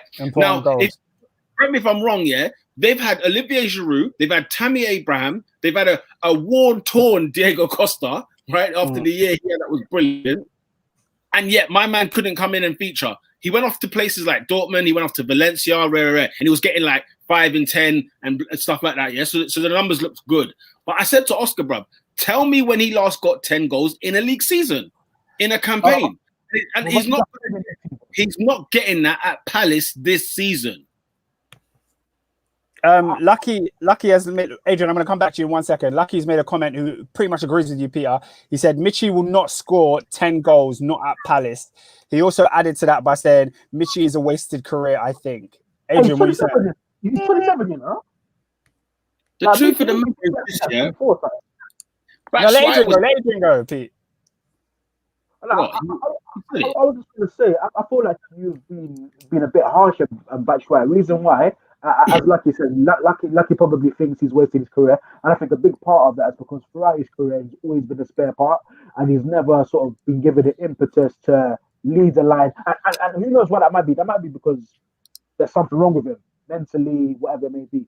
But genuinely, playing for Crystal Palace, I'm gonna back. I'm with Oscar. I'm gonna back him here. If he starts, the problem is if he starts, because I had a good season last year. But generally speaking, if he starts, I expect him to get 10 goals. If you've got sort of something like 7 and 11 at the moment, smaller sample size, yes. But it shows I'm hearing there's money needs to be involved in this. Bruv, what did Jordan Ayew get for Palace last season in the league? And the thing is, what did he even say all comps where he's got an argument? He said in the league, bruv. Yeah, in the league. And can I give my argument as to why I think that? Go ahead. I think Michy Batshuayi has proven in his time at Chelsea, when he's come on and he's been called upon to get a goal, he's often grabbed us important goals. Last season away at Ajax is a prime example of that. When he's gone on loan, he went on loan, as Adrian said, he went on loan to Dortmund, scored. He scores multiple goals for the national team. His goal record for Belgium is outstanding. He also went on loan to Crystal Palace before and bagged 5 goals in a small amount of games as well. This season, to say that he can't get 10 goals in the league it might sound ambitious to some of you, but let me remind you that Neil Maupay got 10 goals last season for Brighton. Troy Deeney got 10 goals last season for relegated Wolves. It is possible to score 10 goals, and Michy Batshuayi is more than capable, and I think he'll do it. Palace scored 31 league goals last season with Zaha and Jordan Ayew. Which is why they signed Michy Batshuayi. Sorry. Ben Rama as well. They'll get 35 goals then this year instead. That's what you're telling me. I think he'll get 10. I've told you what I think of that. You're drugs, cuz. He's not the Premier League proficient goal scorer. He's not getting 10 goals, blood. He's not. Michy Batshuayi, it's one of those, yeah. I don't dislike the guy, but Chelsea was not his level. And Palace, the reason why he won't score there, because Palace are not going to be that team either. If he was at a club like, say, Newcastle, right? Or say Southampton, Everton, maybe not Everton, because Everton's probably above his mark. But even Everton, for example, he would be getting chances to score 10 goals a season. Lucky agrees with you, Peter. He said the style of play at Palace does not allow for many goals. Might I remind you guys that last time Batshuayi was at Palace, it was under Roy Hodgson, and he scored 5 and 10. Yeah, 5. So I'm not here to say he's going to get 10. He scored 5 and 10. Give him 30 games and see what he does. I think he'll get 10 and 30. And that's the thing. You have to ask yourself a question. Why does he not get 30 games a season anywhere? Yeah. No. That's not. Come on, you understand that. You know that, PR. I'll tell you why I'm arguing this, yeah? Because guess what's going to happen, all 4 of you lot, yeah? Is that at the end of the season, Batshuayi is going to get 6 in 12. And the argument is going to be, he played 12. I'll be like, yeah, I knew he wouldn't score 10. I'm not backing it. No, I'm just saying that's what the argument will be in May. The argument is going to be, but he didn't get the games. Well, listen, Sherlock, for 5 years in a row, he didn't get the games. So why am I going to expect him to get the games now? Okay, that's fair. That's fair. Your point is your point. I think I've made my case, and we'll see. The season will tell. We'll see. Right. Goal of the week. No. Before we do that, goal of the frigging week, Robin. My guy in France, blood. Who? My guy in France, bruv. Yeah, but France we're gonna get to after the Premier. I'm getting the Premier League out of the way. Now, the week is in France. Bro, I can't hear you, fam. I can't hear you. Yeah, you need to listen. Like, David, go. You lot are all talking. I can't hear what anyone's saying. I said my goal of the week is in France. The guy who scored that banger, bruv.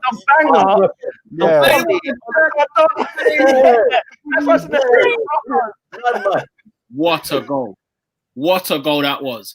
But, bruv, I mean, Salah, Aubameyang, who else scored a rocket? Yeah, those are the 2 goals for me. We'll take it top 4 abroad. Have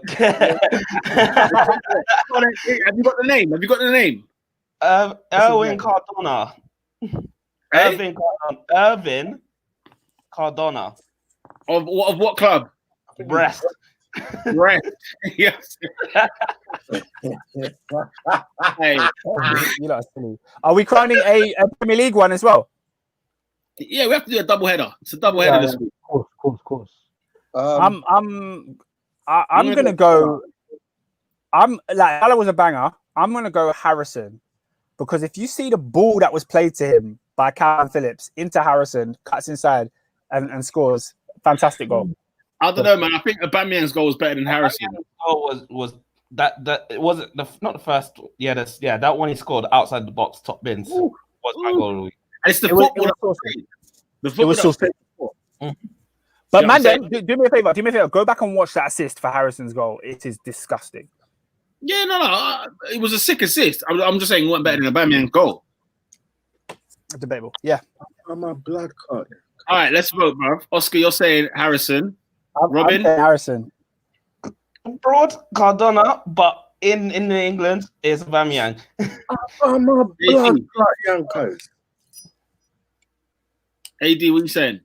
Salah, you could have hit it any harder and you couldn't have placed it any better. Bruv, let me tell you, Salah's goal, was postage stamp. Bruv, it was right in the corner, fam. That was Royal Mail first. What is it? The delivery thing. Man, first class, fam. Royal Mail. Right. 100%. Nah, recorded delivery. They made sure it got it. So it seems that between the two of you guys, with the 4 of you, but we have a tie break. So I guess I'm gonna have to pick one of your goals to settle it. And for me, just simply for the fact that it was Arteta's masterclass, it was a team goal, I'm gonna go with Aubameyang. Hey, bro, Arteta's, bro. From goalkeeper to striker, fantastic. Bro, And something that it seems like Fulham is just our place where we do training. Because remember the 5-1 where the football was just getting left to right and centre. You know, it's our turf, blood. It's our turf. You know them way there. Also, Fulham do have the worst stadium in the league now. The worst stadium. Yeah. Favorite cottage. It's half of it's demolished. It's not even a stadium. Since 2003, I was in year 3. They've been building that place. We're still building in 2020. What's going on? Listen, man, I've been to Palace, blood. Let me tell you, bruv. Crystal Palace is an absolute toilet. And I said it last season. I remember saying it after I came. In fact, we did a pod when I came from Arsenal, Palace Arsenal away. And I said to you, it is a hole. That place is an absolute hole. What's the Vitality? Bruv, I mean, the Vitality now. That was just small and it's gone. But, bro, if you ever get the chance to get a Man United ticket away at Palace, I have been to Selhurst Park, so I know exactly what it is. Your life will change. Selhurst Park, holy smokes, blood. Nothing is going to detract me from there. And I've been to some shocking grounds. That is one of them. Before we get on to the next topic, Boss Like Endo has a question. He said, thoughts on Arsenal selling Martinez? Peter, David, what are you man saying? Hey, you wanted to play what, it? 20 million? 20 million what for giving me 3 months of good goalkeeping? Thank you very much. We'll take that 20 million. Get me Partey, blood. And where's Aouar? You know what I'm saying? If I can find them men down the wing, bring him. Martinez, peace, blood. See you later. What do you? Oscar, let's talk about the conversation we had about this Martinez thing. Because for me, I was like, why is Martinez even making noise, blood? Yeah, fair enough. He wants to play first team football, blood. He's gone to Aston Villa. He's going down. And that's it. That's the end. And that will be the end of his career. You know what I'm saying? Like, he could have kept it. Like, if he was still here for this season, right, he would have started the game against Fulham, sorry. He would have started the game against Fulham. So I don't get why he even started making noise. I want to play rare tear. You know what I'm saying? Blood, you were here for 10 years doing niche. Do you know what I'm saying? So, and everyone's all feeling sorry for Martinez. Oh, yeah, he was behind Almunia and Fabianski. Look at the 3 you were just naming there. Manoni. Blood, They were washed, drab goalkeepers, and he weren't making it then. Fair enough, he's had a great stint. No disrespect, but excuse me, 20 million? Bro, last season you'd be lucky to get 2 million for him. So 20, bring that, bro. And Martinez, I'll see you later. And I won't see you ever playing in goal for your national team either. Because Romero's got I'm not gonna lie. I think for Arsenal to get 20 million of a player like Peter said, who wouldn't have been worth that before, it is an absolute masterstroke, like a fantastic bit of business. My only reservation about it that I would say is that I think he's better than Leno. Lola O has a comment. She said, you don't believe that, do you? You don't believe that. You don't even believe it. This guy. He's not better than Leno, but he's good. He's really, really good. And he doesn't cost you games in the Europa League like Leno did. Lola O has said £20 million for a guy who would have gone for 2 million before lockdown. Thanks for the 10 years in the FA Cup, which is fair. Bro, I'm not even going to go that far. It's not even thanks for the 10 years because he did niche. Yeah, thank you for the last 6 months. Thank you for the last 6 months. 20 million. Because remember, lest we forget, bro. This is the thing, yeah. Like when fans forget about goalkeepers, yeah, because goalkeepers are quite easily forgettable. Martinez played in that 7-5 against Reading, and you think I'm gonna forget that? This is when he was called Damian Martinez. He wasn't even called Emmy. We started glossing it up now. Emmy, my man conceded 5 at Reading. Get the step in. Get the heck out of here. You take the 20 million and get the step in. And the thing is, I want to play for Argentina in the World Cup. Rude boy, you're not going to be there, fam. Yeah? It's going to be Sergio Romero. Man United's third choice goalkeeper will be the number 1 at Argentina because you're going to go down with Villa this year. Man played in the 7-5. Blood. Oh. Blood. I swear he played at Anfield. I swear he played at Anfield last year as well. Yeah, Lola said he was going to go for the 5-5 loss to Liverpool. Exactly. Against man them doing their GCSEs and SATs, blood, yeah? He was conceding 5 goals, blood, when we had Mesut Ozil on the pitch. Nah, bruv, get the 20 million, bruv. I bet Arteta sent a text message to say, bro, your thing's done. Your thing's done, bruv. And Lola said chill, though. Nah, fam, nah, bruv. Damien can go, bruv. 20 million, blood. Started making noise. 20 million. Lola said, tone down the hate better me, though. You got to chill. You got to chill. Thank you for 6 months of service, blood. That's all I'm saying. Yeah. Lucky also said Villa transfer is very poor. They're wasting money. Relegation team behavior. He's kind of got a point. Can we park the car here? They tried to flog Grealish for 80 mil. Realized that we're not getting taken for mugs for another time, and ever since then, bro. Donny van der Beek. That's what we got. Bro, these men spent £100 million last season, bruv. Yeah? On what? Thank you, Adrian. Thank you. This is why you're a top guy. This is why you're a top guy. Because tell me where the money was spent. Find me the player, because it ain't Grealish. So find me the player where you think, right, 100 million was spent on this shower of crap. Also, what I don't understand is why didn't Villa just try and get him on loan? Surely it would have been easier to get him on loan than pay 20 mil for him. I lie? I don't know. They could have had a season trial. They could have a season trial, seen how it goes. And you know what will happen? You know what will happen here? You know what will happen? Because now Martinez is going to get 80 shots a game at him, he will concede goals, right? But at the same time, you think, okay, they might drop him because of poor performances. They've got Tom Heaton in there still. Yeah. They still got Ireland, who was a decent goalkeeper as well. So, like, this could turn out to be a massive cluster in a minute. Wow. Boy. Villa. Don't worry, they'll be gone. Yeah. Before we get back onto the of the weeks, Lola said Wesley. I don't know what that means, but I will say Dennis. Come back. Wesley? Oh, yeah. God. Yeah. Listen, I'm going to search their transfer window in a minute, but carry on. Oh, we don't need to know it. It's that bad. Dennis Brightonbach says, hi, guys. What is your newcomer of the season? He said, if you can't pick, what are the new blood you're most excited for? I'm excited for Everton's midfield. I'm excited for Alan. Is that team or is that players? Or I think it's a player. I assume it's player because he said new blood. Okay.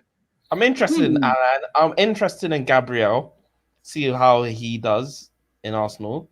Yeah, by the way, he looks refreshing, man. Like, I forgot what a centre-half looks like a good one.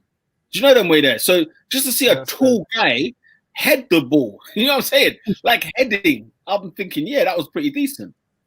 So there's too many people that have come that I can't say that there's a standout. There's no standout player say, yes, I'm looking forward to it. Except Kai Havertz, I'd say that because he's the most prolific one that's come. Who? Kai Havertz is the most prolific that's come. So for me, it's between Kai and Ziyech, bruv. I'm looking forward to seeing them two play, man. I'm looking forward to them two, man. Especially Ziyech for me. Yeah. Okay. Lola O has also said Lamptey is cold, by the way. Bring him to Arsenal. I mean, I still don't get why Chelsea sold him. That's still a weird one. Chelsea sold him. Yeah, I wanted to keep him. Chelsea sold him because I think they believe in Reece James just a little bit more than him, and he wanted to play. Yeah. So it's just that. But he's cold, man. He's cold. He's having a great game so far. Big man thing, yeah, bro. Wesley cost 22 million at Aston Villa, blood. Yeah. Tyrone Mings cost 20 million, blood. Matt Target of Southampton cost 13 million, blood. Douglas Luiz, I like Douglas Luiz. He cost 15 million. Sure for Surfer, he's alright. Bloody hell, man. They spent bare P, blood. Samara in January. Remember, after Wesley got an injury. Flipping, where did he come from? The Belgian league. Bro, he was playing in Uganda, blood. I swear down, bro. Wow. My guy, where is he? Bro, they spent 30 million on Ollie Watkins this season. Matty Cash. Oh my gosh, Ollie Watkins. That money down the drain. They spent 42 million quid this summer. Jesus.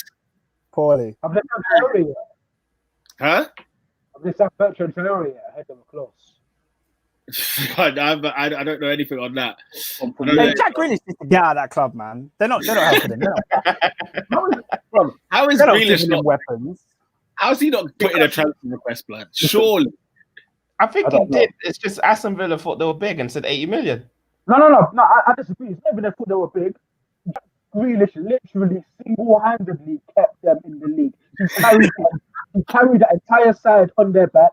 And if they were to get rid of Jack Grealish, that's essentially saying goodbye to Premier League football. I also consider a carry job that great. Single-handedly, okay, obviously McGinn's decent, but a large part of them staying up is purely down to Jack Grealish alone. Do you know what? He can weigh it out, innit? Like, he could just weigh it out, bro. If they go down, he knows he will get a club next season. Guaranteed Premier League football. Mm-hmm. You know what I mean? Yeah. So Grealish is on a Zaha contract, apparently. That ironclad 5-year thing. Zaha sold solo away. Bro, man like Zaha, yeah. Zaha thought he was lit, blood, yeah. He signed that new contract, yeah, thinking, yeah, blood, I'm gonna get that big P, fam. 2-2s, you're still at Selhurst, blood, in 2020. Like, I can't believe this, bro. Like, hey, if Grealish is another Zaha, bro, I'll be fuming, bro. It can't happen. It can't happen, and it should not happen. Right, team of the week. It's either Arsenal or Leicester. Take a pick. See, I want to go Everton. Yeah. It's not bad shout. It's not bad shout. You just hate Tottenham, so you just want to laugh at them. No, bruv, listen. First of all, it can't be Arsenal, blood, because you don't beat Fulham and get team of the week, cuz. I hear that. Even when we won 5-1, I swear we didn't get it. You know, man. So, yeah, I'm saying, oh yeah, you won a friendly. Nah, blood. Move on. I'm listen, Robin, do I hate Tottenham? Without a shadow of a doubt. But Everton were good. You know what I'm saying? They weren't shabby. And that Calvert-Lewin goal, I mean, that, you know, the shades of Shearer and Duncan Ferguson in the prime. He said it. Bro. By the way, yeah, remember when I was talking about Calvert-Lewin last season, bro, and I had him in my fantasy, and he put in a shift. You know what I'm saying? He put in a shift. Now, if his name was Raul Jimenez, we'll be talking about him a lot more. Do you know what I mean? Because I think they had a similar season last year, and they've kicked off similarly well this year as well. So yeah, but I'm going Everton. What about the rest of y'all? I'll give it to Leicester. I think I was expecting West Brom to do more, but they came in very comprehensive. Everybody's still doing his thing. What is he, 32? Oh my gosh! 3. McAnally, can you tell us what's happened there? Told you, man. Brighton have equalised, and it's an absolute screamer. What a goal! Who is it by? Outside the box. Trossard. Once again. Was Kepa culpable? Do you know what Trossard said? I'm looking at this replay to find out if this is Kepa's fault because it looks like a Mazin. Oh my gosh! Is it Kepa Howler? He's got to save it. He said it's Kepa. He's got to save it. I mean, there's a lot of bodies in the way. He's got to save that. Come on, man. I love it all. I love it all. Chocolate wrist at it again, fam. You know what I'm saying? Top heavy Chelsea, yeah. Top heavy. You can't even blame the amount of players in front of him. No, that is. It's another. Yeah. Okay. So for those that ain't watching, he's on the right side of the box, outside the box. Sorry, just on the right side, and he's did a left foot curler into the far post.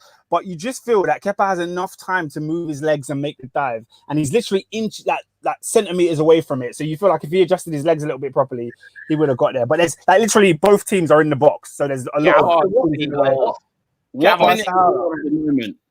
I'm on 55. I'm on 55. But the thing is, though, Brighton have been in this game, and they've been knocking on the door. Chelsea's defense back out again. Since Chelsea scored. Oh my gosh! Oh, Reece James! What a goal! What a goal! What a goal! McAnally, can you please? Oh my gosh! Reece James has scored an absolute screamer. Did he take inspiration from Trossard, bro? No, it's better than Trossard's, guys. It's absolutely better than Trossard's. Yeah, top bin. It's top bin. Oh, it's top bin. And I raise you, Reece James. That's what he said. Guys, that is one of the best pure strikes I've seen all season, mate. Absolute belter, my friend. Hey, guys, that's my goal of the week. What a goal! What a goal! A superb goal. Sorry, guys. I've been watching the game. I've been neglecting all the comments. Let me get through some of the comments. Lola O has said Kepa is trash. Capital T, capital A, capital R, capital S, capital H. I know I missed up the letters. The most expensive goalkeeper in world football. Terrible. Like literally. Lucky Osaro says we need a new keeper. Capital need. We need a new goalkeeper. I'm at the end of my tether with this guy. He's terrible. He has to go. Lola also said James. Go on, Peter. No. Carry on, because it was about Arsenal. But go on. Dennis Brighton says screamer. I can't tell if that's for the first goal or the last goal, but bloody hell, Reece James, that one was something special. Lucky Osaro said, "Come on, Reece," and then Lola O says, "Chelsea are lucky; they've been dead." And I can't even argue with her because, to be honest, since we scored our first goal, we've not done anything to threaten Brighton. They've all been attacking us. They've had about 5 corners since then. And yeah, it's crazy. Dennis has added, for a second, you talk about Chelsea keeper. Could have said, wow, this is very hard to read. I was ready to shut down your stream. Okay.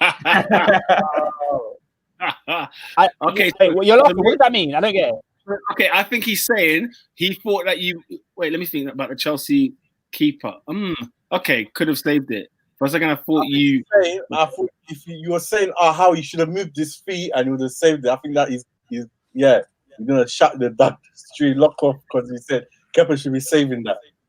Basically, I think he should be saving it. Hey, Dennis says lock off the stream. You know what's so funny, yeah? Seeing Chelsea fans scream for a goalkeeper is unreal. Because in the years where they had Petr Cech, competent goalkeeper, I had Almunia and I was screaming, sign a bloody keeper, yeah?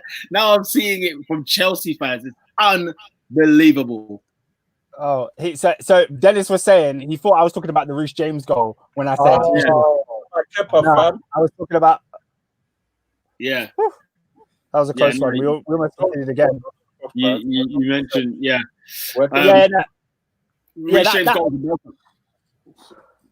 World class goal. Absolute belter. Oscar, who's your team of the week?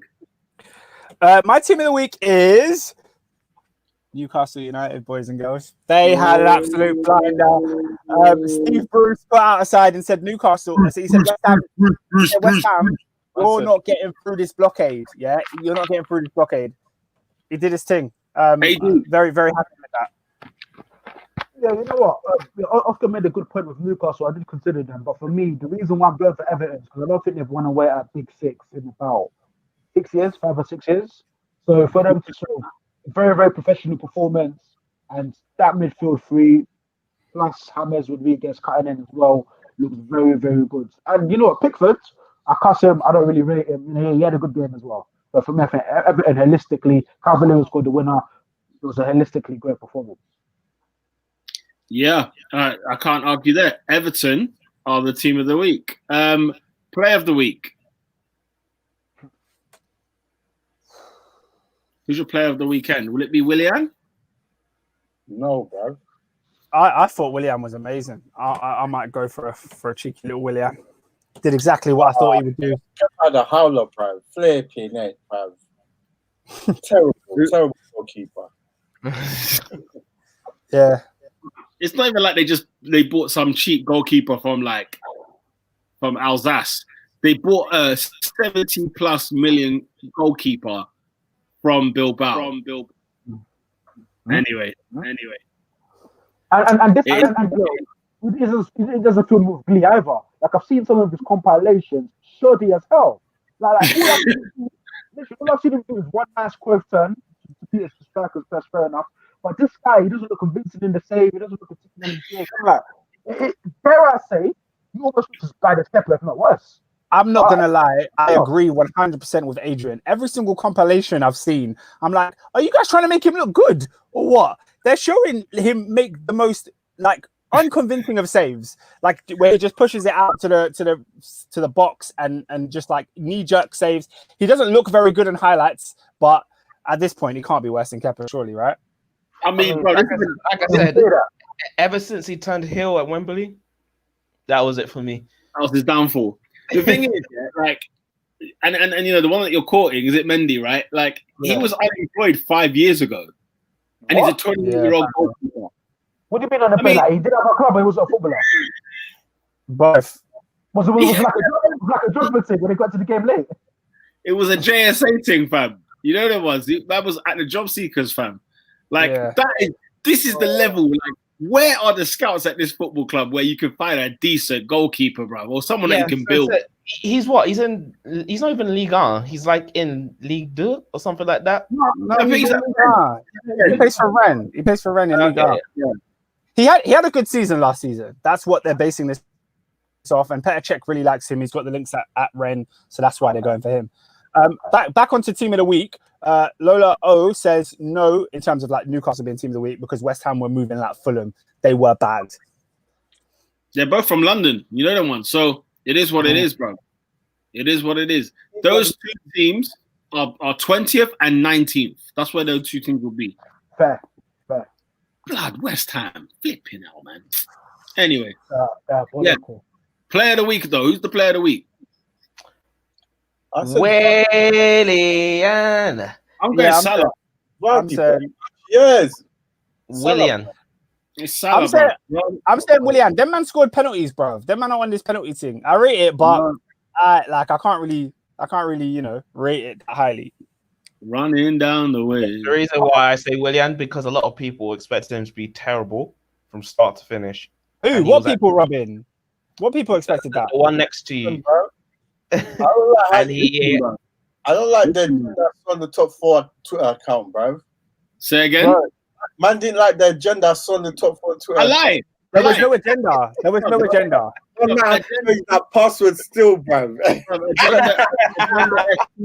was all agenda FCs, yeah. When they're telling me they beat Fulham, blood. Some farmers, guys. All I'm saying is content is content, isn't it? Content is content. So whatever you're saying on the podcast, it can be used against you. Content is content. You know them ones. It's not even against me, bro. He did well in a friendly. I hear that. Friendly, mate. You got 3 points on the board. The top of the league. Talk about friendly. We are top league. We are top league. Yeah, man, top of the league, mate. What? Salah's on the running now. Say again. What? Salah was ill. He's on the running now. What? 2 penalties? No, but, Not for me, mate. but that was a standard Salah performance. That's what I'm giving it. I'm saying Salah. I'm saying Salah. Oh, man was involved in the play. Did you see the clip? Did you see the clip before the corner? I'm not taking away from Salah. It's that the fact that we didn't expect Willian to do this. Everyone was like, "Oh, he's going to be terrible," and literally gave him a bad name. The fact that he had a good game for me warrants something like that as a player of the week. For me, when I look at Salah, I look at someone that's world class, that's someone that really did his job and say, "I'm a big boy." So that's my okay. I mean, like Salah had a great game. Even Dennis has come back and he said, "Shouldn't Salah be in the discussion?" He is in the discussion, but you know, when you're looking at the overall course of the game, Willian, I think, was more effective in getting his team to the win, and I think Salah was great, but penalties are penalties, isn't it? More effective outside of the penalties. But, yeah, but what did Willian do outside? But didn't Willian do stuff outside the penalties? I mean, with no penalties, Willian was involved in the game, like he was running the show. Yeah, bro, no Salah, no win. You know that was like you're saying more effective than Willian, bro. Without Willian, we would have been all right. Okay, without Salah, someone else takes the penalties. Who assists your goals? Bro, they're not winning 4-3, fam. This guy. Yeah, but come on, you know what? I don't know what you want. Let's vote. I'm saying Mo Salah. Oscar, go. Democracy. I'm saying the man that got 3 assists, Willian. He got 2 assists, but we'll move on. Robin. Yes! 3-1 Chelsea. We've got lucky there. Who's good? It's Kurt Zuma. Oh. I lie. Robin. No fantasy points for any of you.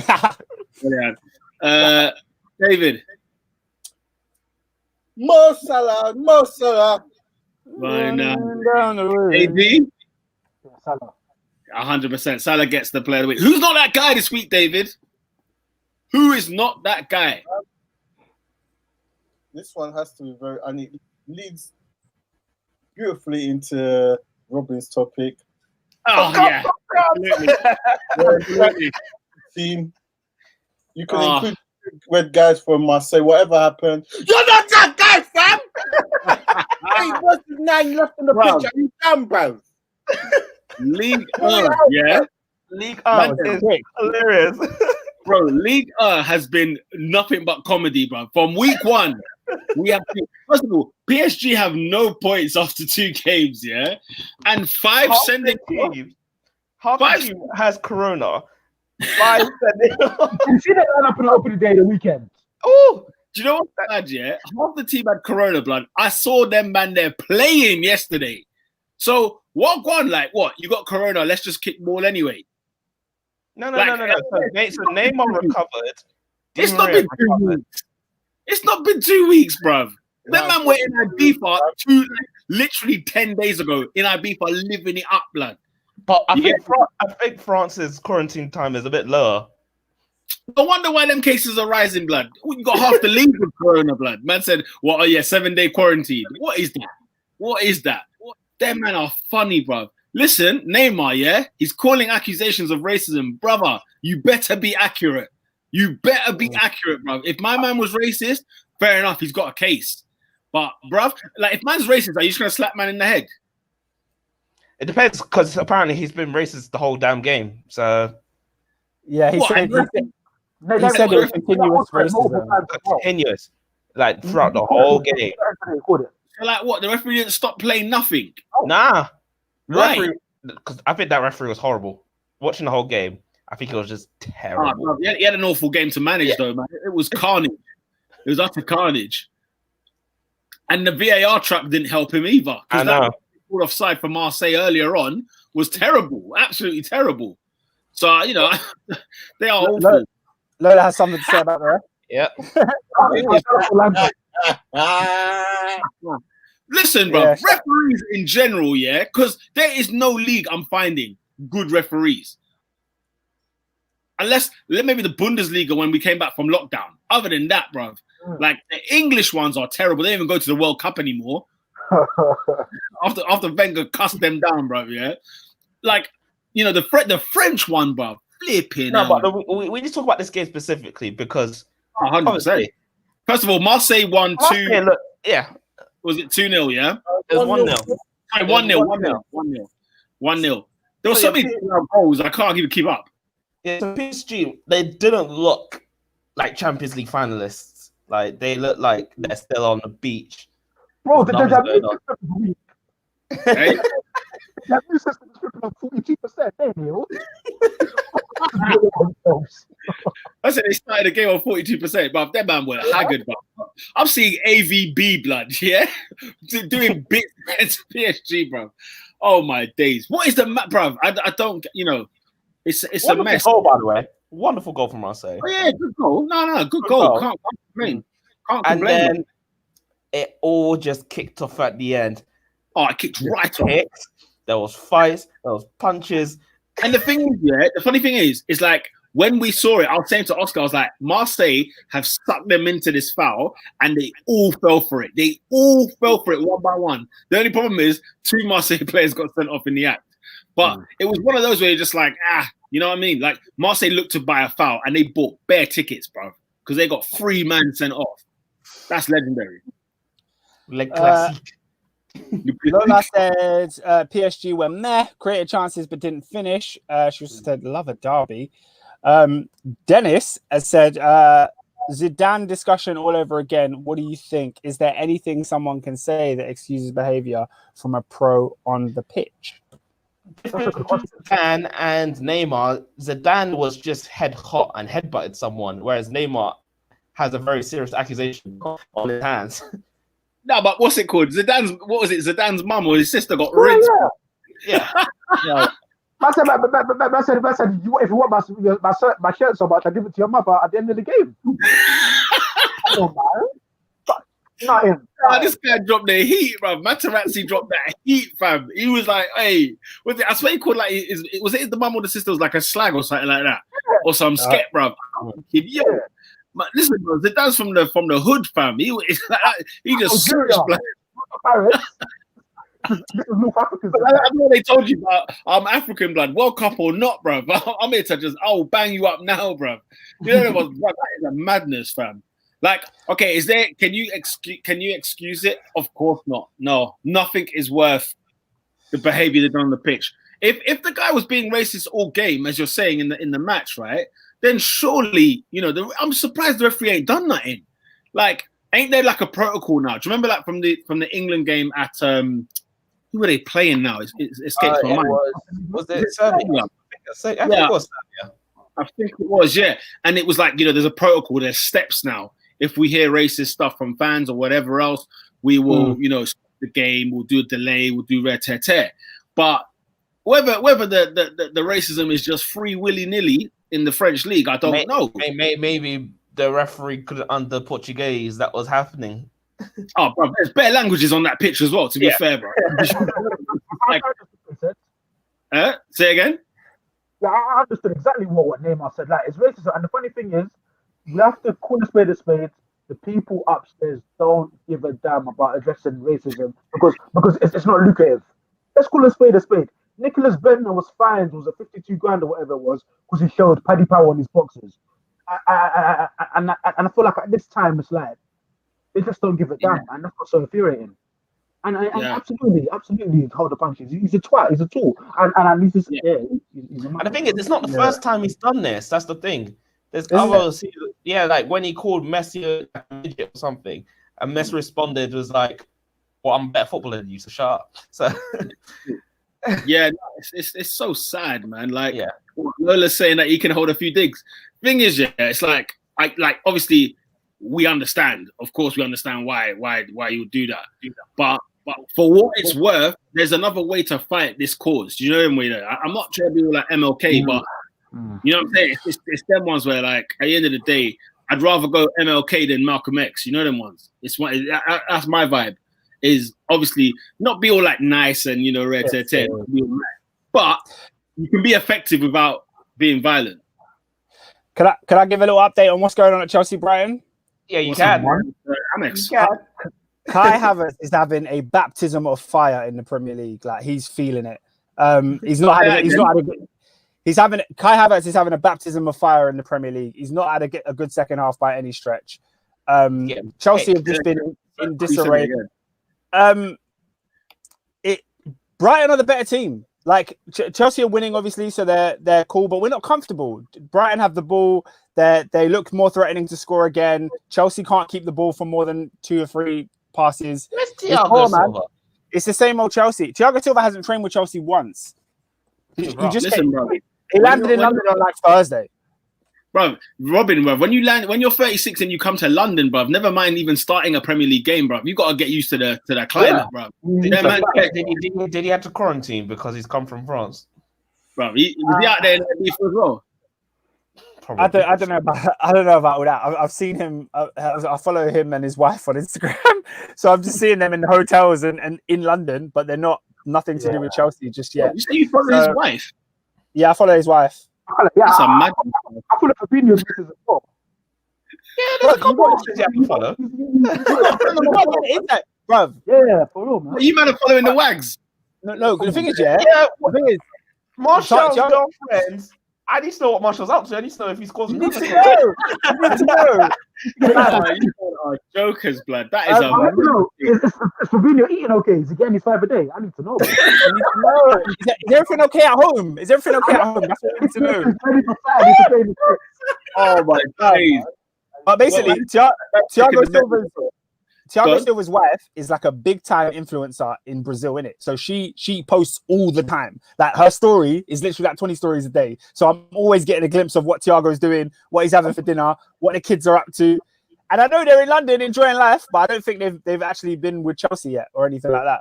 So just tell him. Dennis actually left another comment about Kai Havertz. He said he needs time. For sure. Of course he needs time. But he's learned today what the Premier League's all about. Oscar, you said it.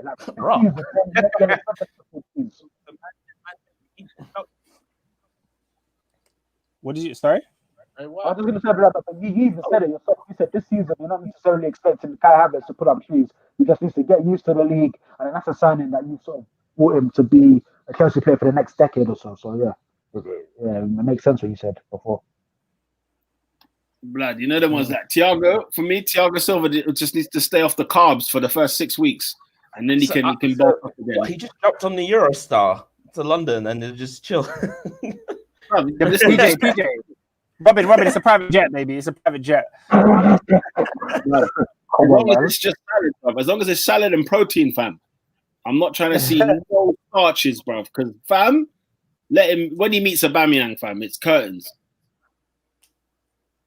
When he meets, Dennis also said Werner sucks. Werner just had a nice chance, half chance basically, and he won a corner from it. He missed the shot. Defender got to him quick enough, and then Dennis also said seen that chance a million times. Yeah, it's been a poor performance from Chelsea, man. I'm not gonna lie, it's been poor. 3-1 up currently. Let's hope it stays that way. I mean, it's Brighton, isn't it? You expect to win. So yeah. What's your next game? The champions at Stamford Bridge. Woo! Come on. And if we play like we played today, gonna be still.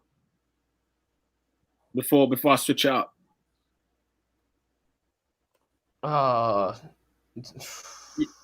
Yo. Yeah. Oscar, I'm talking to you, bro. Yo, I missed you. What did you say? I'm saying Lola had another comment regarding Neymar, and then I'll go to fixtures. She said Neymar was called a black monkey or whatever, made him reclaim his blackness. Wow, that's funny. That is funny. I feel like, the racism thing is so sad. Like in Formula One today, I know it's off topic, but like the federation basically are investigating Lewis Hamilton for wearing a shirt about Breonna Taylor. I'm sitting there thinking, blood, man, am I trying to make me cry, because this is like. what can there be like? What investigation do you need to do? Did he break rules? And if so, what kind of rules are these? Terrible rules, bro. Like the thing that I'm finding more and more mad about racism is that how can I put it? Like people actually suck, bro. And it's them ones where like you're not gonna get like, you know, it's so funny. You want to educate people to not be racist, yeah. But I feel like, do you know what's kind of missing? Why are people racist? Is more my question.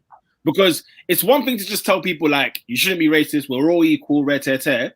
But then I need to know like, okay, what makes them think the opposite? What makes them down this way that you feel like, you know what I'm saying, this is acceptable or like it's cool or whether, you know what I'm saying? Like it's just, I don't get it, man. I break it down to three things. It's history, education, and influence. Who are they around? Who do they grow up with? How are they being taught at school? How are they being taught at home? So it stems really deep, and to have a simple answer of just education, you do need to do more. But what you need to do, there's so many things. But like the guy who calls Neymar a black monkey, yeah, it's like, fam, why? Like, is that like, are you just trying to hurt him? Is it just like a tactic? Like we're just trying to like derail you off your game, or like is it just one of them ones where he thinks like, yeah, man, these black people suck, blood. Like, to hell with black people. It's do you know what I'm saying? I can't compute it in my head too tough. And then the clown had the audacity to post a photo of him standing next to black Marseille players. Yeah. That was ridiculous. Under the prison. At full time, I said to Oscar, at full time, the guy hugged Mandanda first, didn't it? Yeah. And I was like, how ironic is this? Yeah. I was like, weird. Bruv, this is weird. But, you know, man, I don't know. SW6 London said, football can only do so much. The issue comes from outside football. It's a myth to think it can be cured in footy. And Dennis responded to that saying, I agree, football is the center of culture. Oh, football is in the center of culture. It needs to set an example, but to solve it is way too far. Yeah. Do you know them ones? Like, if you're like an activist for like equality, you sometimes, like, I get it if you lose heart. I can get it. Like Lewis Hamilton has been one of them man there that has been pushing this barrier, not just on a black thing, but like, you know, gays, trans, women. Do you know what I'm saying? Like he's been pushing this thing for equality on all fronts, yeah. And say, for example, the FIA, Formula One's federation, like if they fine him or they do something to him, he gets disciplined for his actions, right? Honestly, like him throwing the towel, I would not blame him for. He shouldn't, don't get me wrong, he shouldn't, because this man's legacy is going to live on for years. Like, forget Formula One alone. This guy's legacy is going to be, like, I'm not even being, like, I know, like, you know, we could be easy to side with our black people and whatever, but he is one of the greatest British sportsmen of all time, and he gets no recognition for it whatsoever. In fact, he's just slated all the time. Do you know the ones? He's just slated, and I'm just thinking, bruv, what is the matter with people? What is going on? You know? But anyway, we could be here all day. We could be here all day. Yeah. We could even have a separate pod on this. But I want to get to the fixtures. To bring it back to football, we had another question that we did skip over. Okay. Dennis asked, got a question.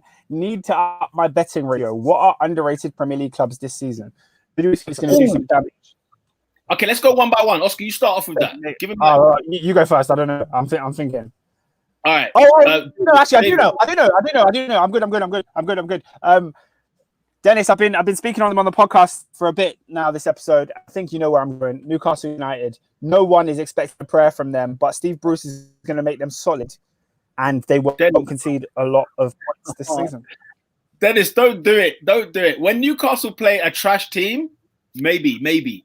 But please don't listen to this guy. Oscar, we're trying to make this guy some money. Think of it. If you want to make some money, Callum Wilson, Andy Carroll, what can go wrong? In terms of taking a risk, if you're taking a risk, bet on Wolves, bet on Everton.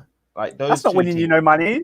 They're not winning you anything. Come on, they're expecting them against a big top 6 team. Who? Wolves, Everton. Wolves some money. possibly a Sheffield if they fix up. It's been one game, so I'm not gung ho about anything and everything. But Leicester, Wolves, Everton, Leicester. Newcastle. Do you know what? Yeah, I have a team that let me down this weekend because I think they're one of the most underrated teams this season is Southampton, but they let me down opening day. So I'm a bit like, Do you know them ones? I feel like the underrated side for me is Southampton, but Leeds as well might put a few peaky blinders. Let's hope so. Lola O has chimed in. She's gone underrated Leeds, but Palace if they get Ben Rama maybe. And then she's also said what I think: Wolves and Everton are not underrated. You're not going to win a lot of money on a Wolves or an Everton bet because we expect them to go in and do big things. Mind you, though, Everton. Well, you say you expect Everton to do big things. I don't think you do. Not big things, but like you're not going to get a lot of money. Like, where would you bet them to come? If you said, I bet they're going to come sixth this season, the odds ain't great for that. For example, if Dennis betted against Everton beating Tottenham, he would have got some nice money. No, you wouldn't. Yes, you would. What are the odds on that game? Guys, no. Guys, Tottenham are favourites, but they're not like great favourites over Everton. Like, come on. Make money. Yeah, but you make money. You make money. Okay. I look at Dennis when I see Dennis's comments. I think he's a guy that wants to make the big money. You know what I mean? I'm talking Newcastle challenging for Europe kind of money. So you give him a team. Give him a team, and they give him teams and let him build up his ACCA. That's why you do the ACCA. Okay. For an ACCA, you've got to bet on like 10, 12 teams. So you haven't given him 10 or 12 names. No, give him 6. Give him 6. You want him to put down 10 and win 12. I'm not on that. I'm talking big money. I said 6. Hey, Oscar, check this, yeah? Check this, bro. Yeah. Everton were 28-1 to beat Spurs. What is that? You can't see that. That is money. Blood. That's good pee. That's good money. That's good money. If I threw a tenner, I'm 280 up. What are you talking about? Okay. But from now on, everyone's expecting a little more.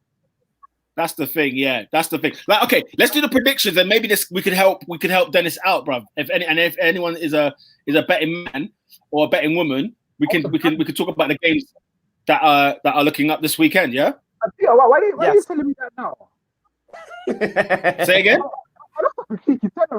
What, 28-1? Everything to be.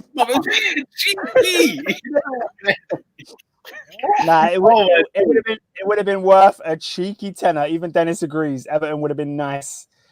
I lie. It would have been nice, bro. Oh, I'll tell you what. There's a few games that you could get a cheeky tenner on this one. I'm telling you.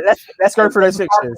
Let's dive in. Right, we start things off. Everton 12:30 against West Brom. That's Everton. Yeah, Everton. There's no money in that. Sorry, Dennis. There's no money in that. I'm not lying. There's nobody in that one. Okay, 3:00. You've got Leeds against Fulham. There's no money in that one either, bro. That's Leeds, bro. Hey, Mind you, if you're sneaky, you put money on Fulham. No, bruv. I'm not gonna lie, Robin. They've got no chance. I know. That's what I'm saying. The odds would be stupid high. Okay, so the way you pattern this though, yeah, is how many do Leeds get, blood? Like if you're gonna do like a 3-0 Leeds, a 3-1, get it accurate, you know way there. Then you're doing something. Do you know what I'm saying? So, yeah. So Leeds against Fulham, we're gonna go full house. Leeds win, aren't we? Dennis said, "Hold on." I think he's getting a pen to write these down. That was a pen. That's the kid with the tone. He said, "Say that again." What? He wants serious odds here. Hey, Dennis is big time, bro. Man said I'm not. Hey, good question. Over. I'm going over. In that game. I like 3 goals at Anfield. My shower crap. Oh, absolutely. I tell you what's a tidy bet. I tell you what could be tidy. It could be tidy. Manchester United at home to Crystal Palace. Oh. Mitchy Matchy White, yeah? Mitchy Matchy White. You know what, yeah, this is the game where I would put a 10 on Palace winning, bro. I'm gonna go 1-1. I'm gonna go 1-1. It's one of them games. Yeah, this is one of them fixtures. Are you not skunked? No, you Seriously? know that you're losing money there. That winning. Come on, that's easy win, guys. That's easy win. What? Joseph- That was 1-1 last season, huh? No, Palace won at Old Trafford. Yeah. When Gahey got the It's not. Let's look at the team, people. So you're back in Mitchy Batshuayi now. Oh, I ain't. Come on, let's be serious. Nah, man. Mitchy Batshuayi. Palace defense role and on the counter the front end as well. If I look at I fancy them to nick a point. I'm looking. Let me see. Let me just get the. I'm trying to find the odds in this game. Yeah, blood. Palace are 11-1 to win. They're 11-1 to win at Old Trafford, and that's on oddstracker.com. These lot don't rate Man United. How is Everton odds better? What? What? I don't mind. How do Ackers work? Say again. Oh, Ackers are accumulation. You gotta put bare results. It on all there. depends on which betting company does what. Yeah, it's all When did this become a betting show? Can we just do the fixtures? no, because we provide for the customers, isn't it? Fair enough. Yeah, for real. But yeah, I mean, a draw at Old Trafford gets you 5-1. So that's a decent stake, my friends. A decent stake. Different stake, but United are winning. That's a prediction. Is that what's happening? Yeah. Yeah. Like you can put money. I know. Listen, that one, Bruno gets a penalty, bro. Oh yeah. Yeah. I'm sure it's that. Yeah. There's odds there for a penalty, bro. Yep, that defense, boy. That defense. All right. Full house. Or if anything, I'll put both teams to score and United win. That's a good bet, to be fair. At 8 o'clock on Saturday, bloody hell. Arsenal against West Ham United. Arsenal, slaughterhouse. I just hear the bets. Can I hear the bets for West Ham? West Ham 11-2 to beat Arsenal. That's optimistic. Yeah, stick a 5 on that. Huh? And then Nah, two. it's a waste of money. It's a waste of money. Hey, what's the money? My man's will go mollies. Like, At least you know what you're gonna get. At least you're gonna get something.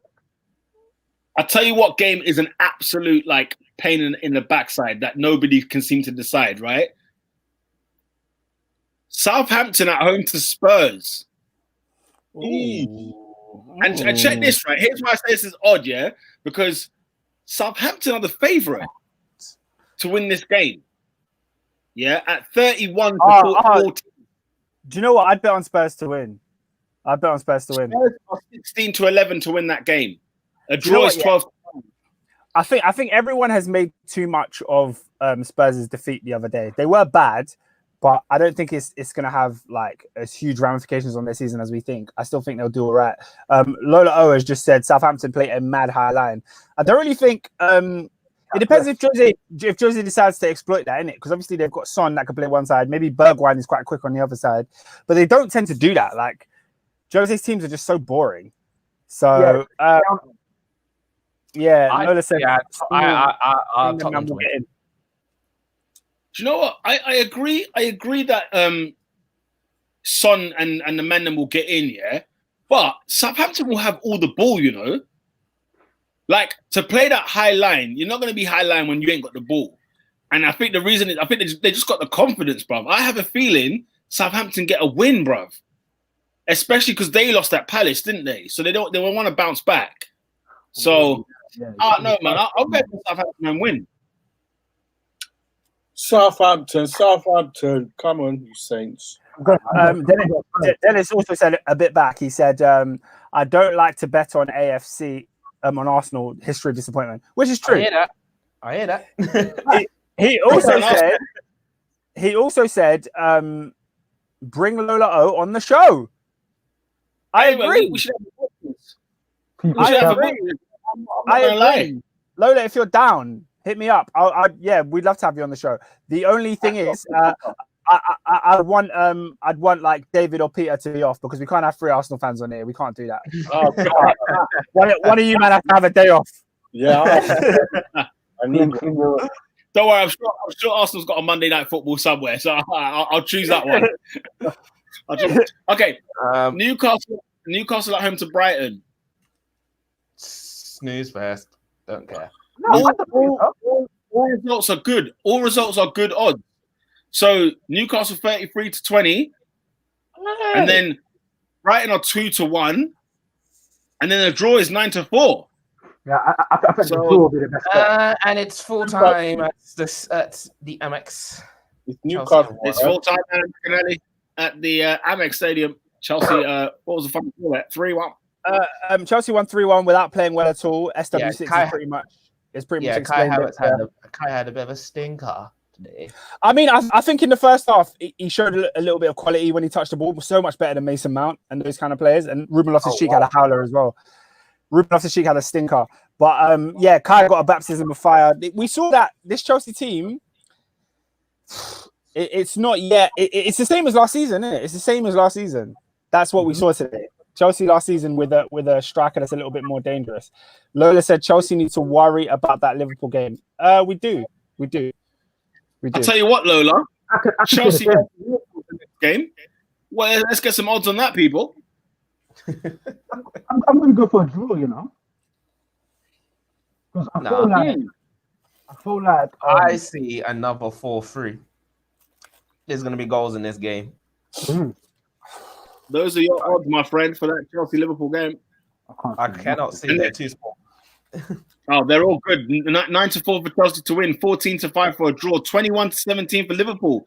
Either one, jump in. Either all of them are giving you good money. I see. No, Liverpool win. It is a Liverpool win. But yeah, I'm saying Liverpool. No doubt. Yeah. Jurgen's going to put out the whipping excursion, bro. But it's going to be a tight game. It's going to be like 2-1 in my opinion. It's not going to be anything. Do you know what? I'm going 3. Judging by this weekend, you can see it being very, very painful for Chelsea because Liverpool look like they're free flowing and scoring goals, and we look like we're giving away chance after chance. So the truth is, as well, is that who do you play in goal? Because if Kepa's in goal, there's 3 goals for Liverpool there. I'm not even joking. Like if they go with Willie, they might get 2 goals. Kepa, you've got 3 at the minimum. But you know what I found with these sorts of games? I feel like the keeper is less of a factor because I feel like the defensive shape will be a lot better. Players will put a lot more effort. You think so? So I'm going back to the game last season, Liverpool Chelsea. Very, very, very, very fine at Stamford Bridge. Very, very fine margins. I think tomorrow was excellent that day. You really, really, really took us to the limit, and I'm expecting a similar sort of game.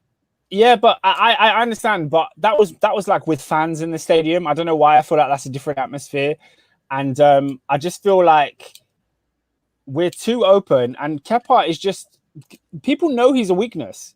Like Trossard shouldn't be shooting from that far out. I think he knows. And Liverpool, in that 5-3 game we had back end of last season, you lot just knew Kepa was a weakness. You lot were shooting from anywhere. So I don't know. I'm just wary. I feel like Werner's gonna have a point to prove. Like we essentially opted against signing him, and he's gonna wanna show us why we should have signed him. I don't know. I'm cautious. He didn't score today. So maybe he needs to get that first goal. So maybe next week he'll try and do it. I feel like, bro, man like Salah on that right hand side, will just be at the edge of the box, ping one after the other. Like, I'm not even gonna lie, I am praying for a Salah injury in midweek. Like, I can't hack it. Wow. Nothing serious. Just a common cold. Just a common cold. Nothing serious. Injuries will happen this season. None of these players have had a break, and what's coming up is going to be mad. So expect niggles all over the place. Okay, well, there's a ton of comments on Chelsea Liverpool, so I'm just going to reel through them very quickly, and then we can move on. SW6 London said Werner and Barkley only players that did okay. Chelsea were way off. I disagree with that. I think Reece James was excellent. He played the end of that game in centre mid. Like he was literally right back, didn't make an error on that side. Then centre mid when Jorginho came off. And as per usual, Ross Barkley was bang average. So I'm not hearing that. Where else are we? Leave Ross Barkley alone, man. He was average, bro. He was poor, man. He was poor. He's poor in the final third. Alonso's playing. Okay. He said, "No, James would also return up." Yeah, I don't think Chilwell will be back fit for that game. We'll probably go to 5 at the back for you lot, though. So hang on, Alonso versus Salah. It won't be Alonso. It won't be Alonso versus Salah. I think Chelsea will go to a 5 at the back for that game. So Alonso. Yeah, Alonso will be the wing back, but it could be like a Rudiger. Oh my gosh, yeah. Either way. Guys, it's matter. I'd wake up tomorrow from his sleep. Okay. Yeah. We need Tomori. We need Tomori. We did well against Salah, but none of these other defenders will. Dennis says LFC murders Chelsea. SW6 says, again, in all honesty, Liverpool will win that simply because of the balance of Chelsea is off. That is fact. Dennis again says Chelsea need to focus on development. If they do, international spot will come out this season and they can maybe do something next year. Yeah, I agree. I don't think we need to focus on winning things this year. I think we need to focus on just becoming a better team and being more solid. If that's what you meant, then yeah. Lola says Kepa is a virus. That fault is there to let in goals. 100% fact. Lucky said, I think we'll beat Liverpool with a miracle. You know what, Lucky? I am praying with you, man. I am praying with you. Lucky, guys. You're one delusional brother. Is that miracle? Lola says Chelsea will score because Gomez and Trent will be targeted in Liverpool win. Okay. Do you know what I'd quite like to see against Liverpool? There's a certain Virgil van Dijk who's always seemed to have an issue playing against Olivier Giroud.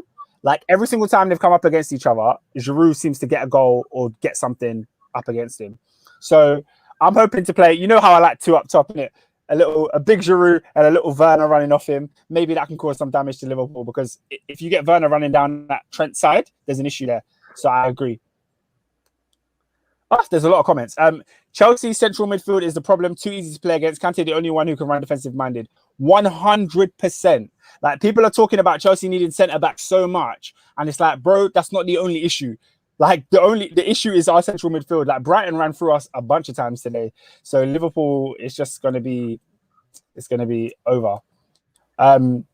Chelsea 2, Liverpool 2, says Boss Like Endo.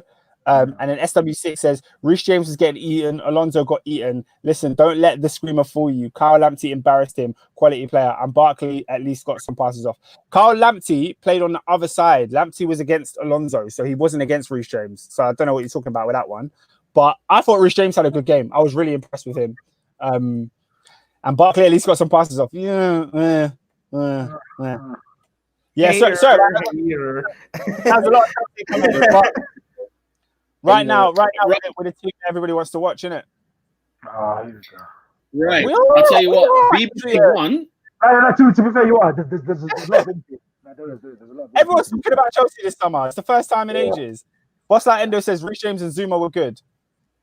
They played Brighton. Anyway. No, but you play good against who you play against, isn't it? Yeah, but context, isn't it? I'm a man of context still. Right. Next game. What's that? Endo said Christensen, Oscar, your boy. Yeah, my boy Christy. He was all right. On BBC One, Leicester against Burnley. I'll give that butchers. When's that? Sunday? Sunday at 7:00. That's still TV. As long as it doesn't have EastEnders, I don't mind. It's a day of rest, my friend. I'll give that butchers, yeah. Nah, bro, that's hard times. If you're watching Leicester Burnley, bro, even if it's this early, fam, that's hard times. At night time, I've got what? Hey? You say is that a Sunday game? Bruv, 7 o'clock on Sunday, fam. No, yeah, 7 o'clock on Sunday. Yeah, bruv. There's no Formula One, so bruv, we watch that, bruv. Rags. Oh yeah, all right. If I'm But at there's home, the I NBA watch finals. all the games. What? Anyway, I said, if I'm I home, said- I watch all the games. right. On the Monday night football, we kick off with Aston Villa, Sheffield United. Dead Oh. game, bruv. I take it back. I take it back. I'm not watching that. I take it back. Aston Dead Villa. game, fam. Let's see what Jack Grealish Villa. can do. Oi! Newsflash, Robin. Why are you being very, very quiet about what happened during the week? I heard you lot got slapped up by Villa on a preseason. Oh, thing. hang on. Yeah, time. That's what I heard. I got That's two what I heard. questions as well. I got two questions as well, but answer Oscar's question first. So I even know. Do you know when the actual game came up? I was like, oh right, we got a preseason game. It's on MUTV. I'm not paying for MUTV. No one has time for that. So I just I looked at the starting 11, and I was like, I am definitely not watching this. It was literally the whole bench. The whole bench. From the point, it literally was. The midfield consists of Fred, Pereira, and it wasn't even McTominay. I can't remember who else it was. But yeah, and in the front three of James, Igalo, and Mata. So I would watch it either, to be fair. I'm not watching that. So when I heard that we lost 1-0 and I saw the team sheet, I was like, I'm not even gonna lie. Yeah, when I watched Man United versus Norwich in the FA Cup last season, I realized your second team is so It's dead to trash. watch. And I've been saying this from the pod ever since we've restarted. Listen, we have a first 11. Now we have a first 12 because Donny van der Beek has arrived. But that is it. We do not have anyone else. Donny van der Beek. And you know, when I saw pictures of him, he looked like he had a great time. It's just the people around him are garbage. So that's the answer to that question. Is that the second-rate team of relegation fodder, and that's who we are. The question I have to ask though, yeah, Man United. We played bad games. Can we have a break, please? Yeah, all right. Then you go and play Villa in a friendly. Yeah, I don't know what's going on there. I don't. That know. makes sense. I don't know. Utter garbage. They should have made everyone play the start of this weekend. Every team should have played without excuse. I don't know about that. Well, no, the thing is, we didn't ask. The Premier League just decided that both Manchester United and City just get a break. I was like, all right, cool. Bro, the end of the season's late August, mid-August. Like, it was 3 weeks ago. What about Wolves and them, man? They don't get a little break? What about Liverpool, who played the Community Shield? What about Arsenal, who played in the FA Cup final? Bro, I don't make these rules. It's because we bum lick Manchester clubs, bruv. Man United and Man City are getting that lick, bruv. That's what it is. I already said it. But yeah, man. So go on. No, I was going to get to the comments. I was going to say, I'm trying to get the predictions here, mate. Villa, Sheffield United. Villa, Sheffield United. We lost. Sheffield United. Sheffield United. Sheffield United win. Sheffield United win. Sheffield United. Yeah. If Sheffield United was to lose this game, I'll be honest, I'd be gravely concerned. Man said gravely. Yeah. Not David? relegation, but I'll be like, wow. Sheffield David? United. Yeah, full house blood. Okay, last game of the weekend. Wolves against, who have I not said? Manchester City. Hey, Brock Lesnar's back in town. Let's go. Come on, City. I thought you were talking about Adama Traore. Yeah. I thought you were talking about Adama. I'm saying Nah. Sorry, who are you on about?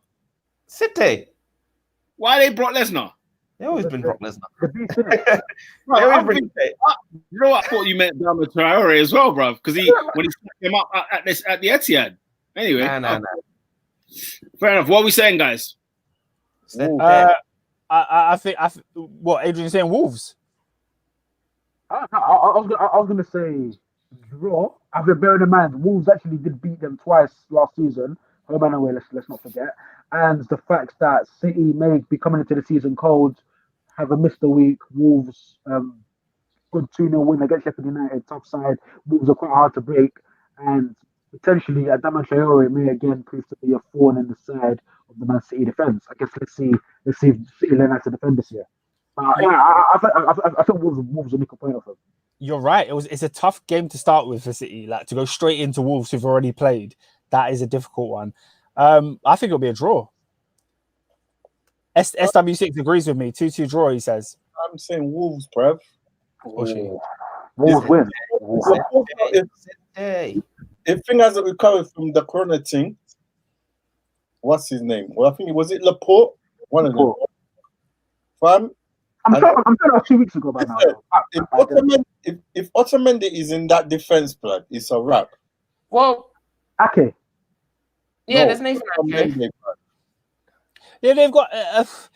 Yeah, man. No, do you know, I agree, David. I agree. It's tight, man. It's flipping tight. If Otamendi starts in that defense, or Fernandinho, bruv, Wolves, bruv, Jimenez is going to eat them for lunch, bruv.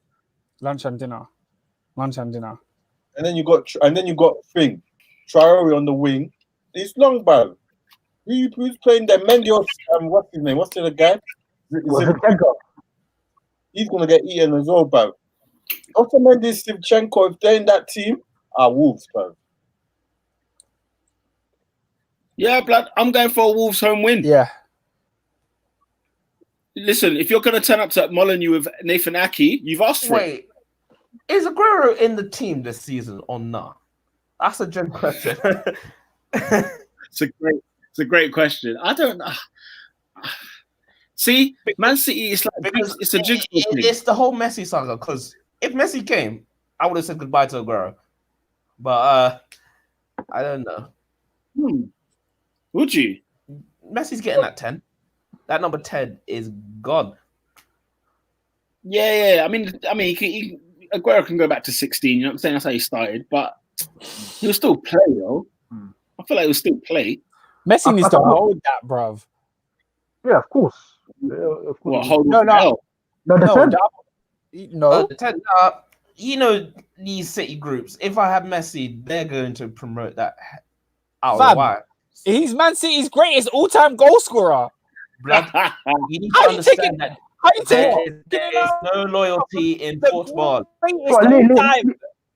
There is no loyalty in football. Oh, you man. Messi comes to be number 27 at Man City, or number 14, or 6. Come on, man. There is no loyalty in football. You need to understand this. Man, speaking of numbers, blood, have you not seen the fiasco at Tottenham Hotspur at the minute? No. Yeah. And a certain number 3. What's the bruv. I'm here. Danny Rose hasn't got a number, fam. Peter, we can't hear you, mate. It's going on. Did he say Danny Mills? Yes, there's internet message. For once, it's not me. I said Danny Rose, blood. I thought you said Danny Mills. Oh yeah, Danny Rose, after he was vouching for move to Milan. Can you not see? You're in and out. Okay, am I here? Am I back? You're choppy still. You're choppy. Wait, talk now. I'm a mix up. Talk now. Talk. You get me, fam? What? Wagwan, bro. Danny Rose. Yeah, we can hear you. Yeah, it's a massive. Who cares though? I mean, it's Tottenham. I mean, we're talking numbers. I just find it funny. Man was talking the talk to go to AC Milan, and now he ended up at Newcastle, and now he has.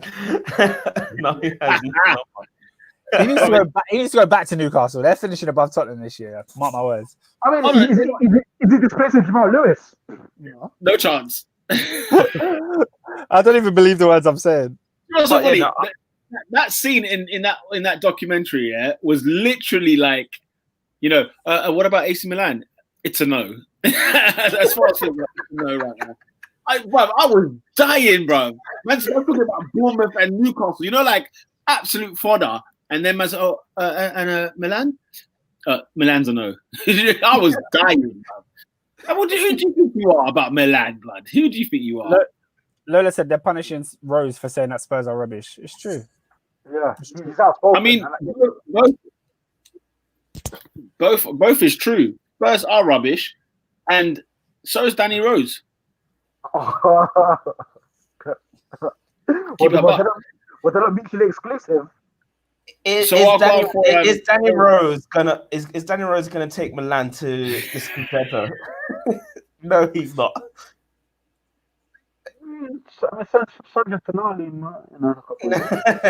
Let's keep it back. It's not happening. Yeah, but let's be real though. The Italian league is a different league to the Premier League. Like you can go into there and do a job. Like yeah. Not to say that it's bad. Let's not forget, like 4 years ago, Danny Rose was probably one of, if not the best left back we actually had to offer in the league, most of the country as well. I think the way Tottenham treated him, like he came as a young boy from Leeds. You know, he made his. I think he scored against Arsenal in his debut. What a goal that was! And started off as a left winger, didn't make it there, and he gave Tottenham Hotspur year after year after year after year of service. And I think the fact that they've sort of thrown him out like a stray cat is quite sad. It is quite sad, if I'm being perfectly honest. Lola O said he spoke facts and is replaced with a dead player in Davies and an old Vertonghen. Also, SW6 says Rose ain't dead, his head's just gone. And Lola again says Rose has pace for the Italian league, who'd do well. I mean, look, Ashley Young's doing all right over there. So what's funny when you say pace for the Italian league? There ain't any. No, if you're 77 on FIFA in Italy, you look like you're 86. He's got enough. He's got enough to get there. Are we done with the fixtures? 77. You're thinking of me, hey? Are we done with the fixtures? Yeah. Wolves was the last one. All right, cool. I just want to go back over some comments that I had missed out before. SW6 ex London said, I meant Lamptey embarrassed him in terms of performance as a right back. I think he's talking about Reece James then. Lamptey had a great game. But that doesn't take away from Reece James having a great game. Like they were on opposite ends. They both were great right backs. Reece James won man of the match. So what do you want me to do? The same things happen the way that happens because you could have potentially have had the two of the most promising English right backs at the same time. I'm sure you could have made it work somehow. You could have forced it to make it work somehow. But he won a game time, and I rate him. You know what though? But that shows me that Lamptey's got a very mature head on. When he's looked at it and he thought, look, if James is ahead of me, as well as Aspie, like I've got to go and get football. And he went. It's a gamble to go to Brighton because you don't know if they're going to stay up.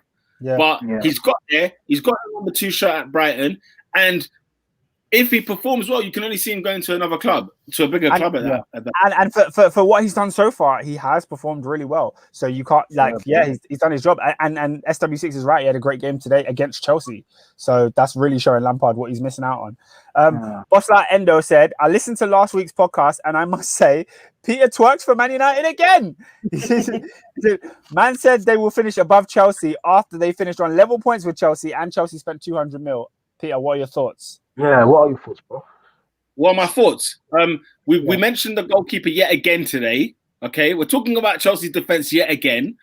They're going to Anfield next week, that is Chelsea, against Mo Salah, Sadio Mane, and Bobby Firmino, with Rudiger, Alonso, and maybe a haggard Thiago Silva, as well as Kepa or Willy Caballero. Take your pick. At the end of the day, one thing you have to notice about Chelsea, I'm not trying to say that Chelsea's a worse team than Man United, but United have got the knitting together, if that makes sense. Them men have been playing together. They've got the cohesion there. They're just going to bring in Van der Beek, calm. Chelsea have made, 4, 5, 6 signings? We can't expect them to just gel straight away. That's going to take some time. And we saw it today. Although they beat Brighton and they got the 3 points, they should be beating Brighton no matter what kind of players they've got on that pitch. But at the same time, Oscar will probably tell you that this team needs some oil. You know what I'm saying? And when it does, then the engine will be rolling nice. But for now, how are we going to get... We're not getting gas, fam. The Chelsea's transfers are not going to make me feel gas that they'll finish above United when they ain't improved their defence. What's crazy is we have the players. I think it's just organisation now. You really other than a goalkeeper, we just need to be organised.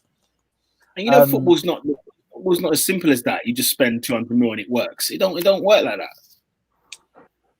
Ask Man United. It's a lie. Yeah, but that's what he's saying. Though he's saying you're twerking for them. They spent like near on 200 mil last year, and they weren't that great.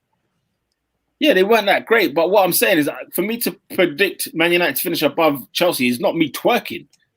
It's not. Do you know what it was? It's them ones where like you look at it. United finished so strong last season. They beat all the dead teams that they played, and they're probably gutted that they didn't beat Spurs because the Spurs looked good at the start. But anyway. I think the game changer is when United go and grab Sancho because they're making that move look like the longest saga of all time. Is that a win or if now? We all know they're going to do it by when's the deadline? October 5th. They're going to do it on October 4th. Like we know it's going to happen. As a United fan, I thought this hard, man. I was expecting. Yeah, I don't bro. All good. It should have been done. Yeah, I can tell you this now. It happens the same every year. Yeah. Our transfer Maguire was the same. is terrible, and it's run by a clown. But we don't talk about that because we've mentioned it enough. We've mentioned it. That's why, with our spending, Chelsea fans are so grateful we got someone like Marina who just handles the negotiations. Fair enough, we spent a lot on Kai Havertz, but we got the deal done. We got the deal done, and he's playing first game of the season. Meanwhile, Sancho or whoever, even if it's not Sancho, United are going to bring in someone. You know what I mean? So if it's not Sancho, then make that decision before the league starts. Oh, don't tell me it's like Kingsley Coman or Douglas Costa. It'll be someone dumb. I will be here back again. I'll be here back again. Yeah, you guys annoyingly supporting this team. You guys have had an extra week head start on everyone, and you still haven't got this business done, which is it's poor from the top. From the top, it's poor. And guess who's going to get the blame and ultimately get sacked? Ollie, and it's not his fault. It's not Ollie's fault. No, not all of it anyway. Ollie won't get sacked. But the truth of the matter is, Man United just need to pay the money. If they paid the money, they would have the player. Simple as that. But for that reason alone, that's the only reason why I think this could go down to the last game thing at the last day of the window. But it looks like 60-40 that they're not going to get him more. Yeah, I think they get their man, but they pay the price they don't want to pay. That's what I think. Yeah. Lola O said United want the press. It will be a last day big deal and they'll get Sancho. But you know what? Last day is almost we're like 4 games into the season on the last day. So it's too little too late. And lastly, she also said the window being extended to October is such a wash. Yeah, she also said Chelsea should have kept Lamptey and moved James into midfield as we saw today. But it is what it is. Maybe she's right there. I was just gonna say James in midfield. Like you see now when people are like, "Oh, Trent will eventually go." You see when people say, "Oh, Trent should eventually go into midfield." I don't see it. But you see, like Reece James, maybe one day. I don't know. Yeah, I could see it. He's more athletic. He's athletic and he's great. Like technically, you saw that the way he struck that ball today. He can pass. He can do all of those things. That's why Chelsea regard him so highly. So I think maybe I just don't see them trying it out. I don't see it happening. Yeah, and that's another thing as well. It happened today because of injuries and suspensions. When will he ever get to play that position again? I don't know. If you get up with midfielders. A last comment from Boss Like. Not gonna lie, there's no outstanding team in the league this season. City and Liverpool aren't the same. I agree, but I think it's gonna make for a more interesting league. I mean, Boss Like though, I still think to win the league this season, you need at least 95 points. I think it's 85. If I'm honest, 85. I think it's 85. 85 is mad. 85 is mad. What makes you say that? But Chelsea, I just feel like, and I'm not trying to discredit Liverpool. I think Liverpool are an absolutely amazing team, and same with City. But I'm just thinking, guys, we're taking this fixture list for granted. I feel like we're all going to crash and burn, and there's going to be some point at some time. I heard that, bruv. No, I heard that, but we have to take into account as well. Your opposition are playing in the same climate. So whilst I hear you're not going to feel I just feel like it won't be a thing of like Liverpool go how many games? Runaway team. Yeah, like 19, 20 games unbeaten, and then they lose that one against Watford. I think you're going to get a lot more draws, a lot more tough games. Robin has than a you think great you point are. there. Well, this season's Yeah, good. do you know what? Don't be surprised Yeah. if it's low 80s, man. 80s. Yeah. I'll be shocked because we've gone from 100s to 98, So, 99 to 85. So you're saying like even so you lot are saying even if they Oscar, you're breaking up. because of Son. the underwhelming, maybe about I don't know. Oscar, Oh, I what, didn't can you hear hear me? a word you said. That Northwest internet, man. Do you know what? Yeah, for me, I feel like. Do you know what? I feel like Robin makes a great point. Like mid to high 80s, I think is where the league will be won because a lot of teams are just going to be haggard. Yeah, and the thing is, everybody else will be haggard too, but the big six have got European football as well. So it's a bit like And international football. You need to That's a good point. remember. That's a yeah. good point. I feel like. Do you know what? I feel the title race That's a very good point. might have 3 teams in it this year. I don't know who the third team will be. I don't know who's going to take the opportunity, but I think there'll be a 3-horse race this season. Last comments before we wrap it up. All right. Boss like Endo said Kante in the pivot is amazing. Okay. Lola O says Kepa has conceded the most goals from outside the box, by the way. See, Salah and Mane, bruv. Salah, Mane, even Henderson can have a butchers, bruv. Yes, Wasn't it Trent last season? They all will and they all should. Like if I was a footballer playing against Kepa, anytime I get around the D, anytime I get around that final third of the pitch, I'm having a pop because he's garbage. Do you know what's sad about the Kepa thing? What's How that? low must your stock be for you to be a trigger, if that makes sense? So let's say like there's a player that's got no tech, no source. You know, if we press this guy, I'm going to win the ball. How must Kepa's self-esteem be where players, the likes of Trossard, you know, decent, perfectly fine Premier League player, but you say, you know what? Normally I wouldn't shoot because I see you in goal. I'm gonna have a pop. I'll be so disappointed. And all you got to do is get on target. That is sad. I can't lie, yeah. I can't lie. I'd love to be playing like Chelsea soon because, you know, Willian would have a pop, Bamian will have a pop, Pepe have a pop. You know, even Xhaka for banter, bruv. Xhaka would. I don't think Pepe is playing anytime soon. I think William's got that spot right there still. Oh,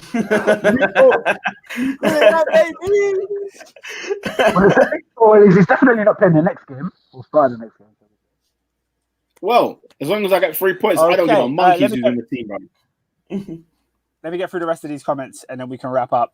Boss that Endo said his top 6 is Chelsea first, City second, Liverpool third, Arsenal fourth, ahead of Manchester United fifth, and Everton sixth. Smoking, bro.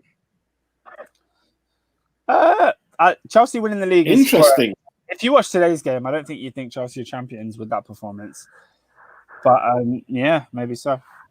Bro, you know that one, yeah? It's going to be our luck here that Man City give Wolves like 5 and we'll be back on the pod like, okay, so the title's over. No, it's over.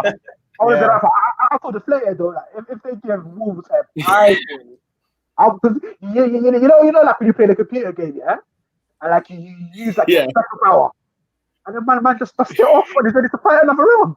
I'm like, flipping heck. I'm gonna kick a sick at you, mate. Wolves are second about artillery still. SW6 said Arsenal are an underdog. They have firepower. Watch out for them. Good coaching, Arteta. I agree with all that. They need a couple more signings. Can I on that, yeah? Can I put 2 pence on that? David, I don't know what you think, yeah? If the team stays injury-free, yeah? Arsenal will be in the top 4. That's a ridiculous caveat. No one stays injury-free. I'm just saying. Well, Liverpool do. We need to cut. We can't have them results like Brighton and Ting there, bro. If we go if we go to Liverpool and we get bopped, bro, I'm out, bro. That's all I'm saying, bro. But David, you know what? Go on, Adrian. You're gonna say it for me. This is the first year in a while where genuinely I've got some hesitance toward playing Arsenal. Normally, no cap, I kid you not.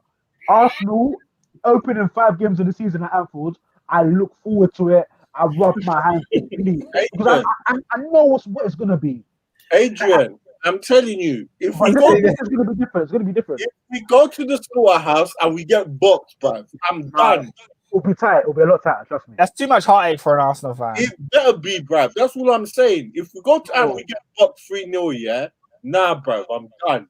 Because I'm sick and tired of it. 4-0, 5-1, 3-0. Come on, man. But David, I can never be tired of giving Arsenal the but David, for me, David, for me, like our competition isn't Liverpool. If we get haggard by Liverpool, which is possible, I'm not too deflated.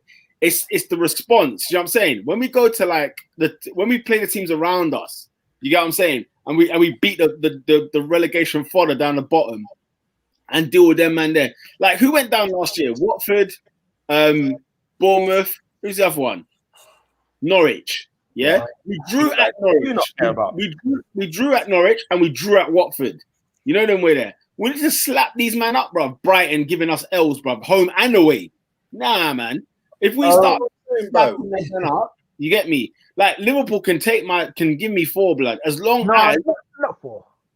Well, you say that. I mean, you played against Leeds and you gave them 4. So, and they're meant to be like a good team this year. So, fair play. you know, I'm not saying we won't score 2. At least we might get a couple. But yeah, it's a mazine, bro. It's a mazine.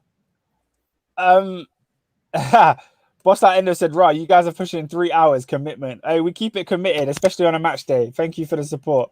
Every Monday, 8 p.m. You're done. Yeah, every Monday. We'll be back here next week, so come and join us. Dennis says, thanks for the show. Before we all go, I just want to let all the listeners know, in the description, I've put our FPL Fantasy League. So you just got to click the link in the description and join our FPL League and see who's where and who's done what and who knows their football balance. Maybe, Dennis, if you want to bet with us, you can bet on the Fantasy League and see who knows more ball. Sounds like it'd be all for it.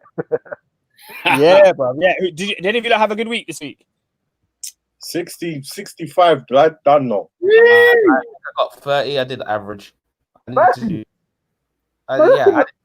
did poor stuff. I got close to 70. I got close to 70 still.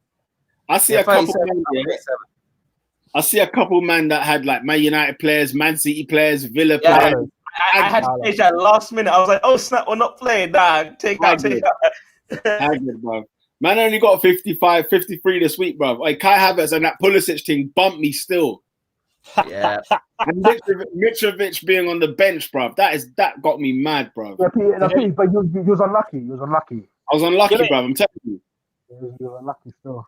It's all right. It's all right. It's game one. I did all right. I had Reece James today. Who got me 11 points. points. Tight when you're like 100 points away, and it's like game 30. That's just like, this is long. Yeah, that's when the commitment is sliding, fam. A bad start, yeah. Because, bro, bear in mind, yeah, like you look at the game week score, you see you like 8.7 million in the rankings. You're thinking, yay. I don't know, man. Honestly, 500k this year, man. Like I saw somebody got like 119 points, yeah. And I'm sitting there thinking, what drug was intaken this weekend? Bro, the highest is 133, bro. Oh yeah, my 124. 124. Captain Salah for definite. Probably had the Aubameyang as well. Aubameyang, Zaha, Wilson, Vardy, Van Dijk, Holden, Castan, and Schmeichel in goal. And the funny thing is, yeah, I couldn't afford Castan. I tried. And the funny thing is, yeah, he had Keita and he got him 1 point. And he had Gabriel on the bench. Yeah. Wait, who are you talking about? He did bench boost. Okay. Yeah. Who is That's this? why Gabriel got. So if you go into the app and you click the highest points, it'll show you. Oh. Yeah. Oh, okay. Cool. But yeah, them man cheat, bruv. Nah, bruv. Nah. There's bare cheating, blood. There's bare cheating, fam. Adam and Eze. Averages. What a name. Adam and Eze is the name of the team. Brilliant name. That's a fantastic name. You know what? When people have good names, yeah, it tends to be sick, you know. Like when they've got them creative names that incorporate the player. Like if a man's called Brixton XI, man, move, man. Man's get 28 points. But if they've got like these intricate names, yeah, they're demons. They've thought about it. It means they've thought about it. They're taking time. They're taking it seriously. Yeah. Yeah, they thought about it, boy. Is that all? Boss like Endo says Arsenal 2, West Ham 2. He doesn't rate you, man, at all. Oh, get out of here. Who's scoring West Ham's goals? Who? Who? Make out Declan Rice. Anyhow, we can see. He was toilet against Newcastle. I've told man already, blood. Triple captain Pierre. I'm by my blood clot. Yeah, you know what I'm saying? Because that is the I hold fire, captain. because of the whole fight. You're waiting for that Fulham away, that Fulham at home. Mm-hmm. Listen, man, if Man City are playing Fulham, Kevin De Bruyne is getting triple captain. November at night time. Oh man, it's all gravy, mate. It's all gravy. All right, that sums up this week's Top 4 podcast. Make sure you share, like, and subscribe at Top 4 Podcast on the Twitter, SoundCloud, YouTube's, Spotify, iTunes, everywhere. You get me? Twitter, the whole lot. Yeah. Every Monday at 8 p.m. we will be live, and we may be bringing up more and more episodes. So just watch it, blood. Watch it. You get me? Make sure you share, like, subscribe. With that said, bruv, peace. Peace.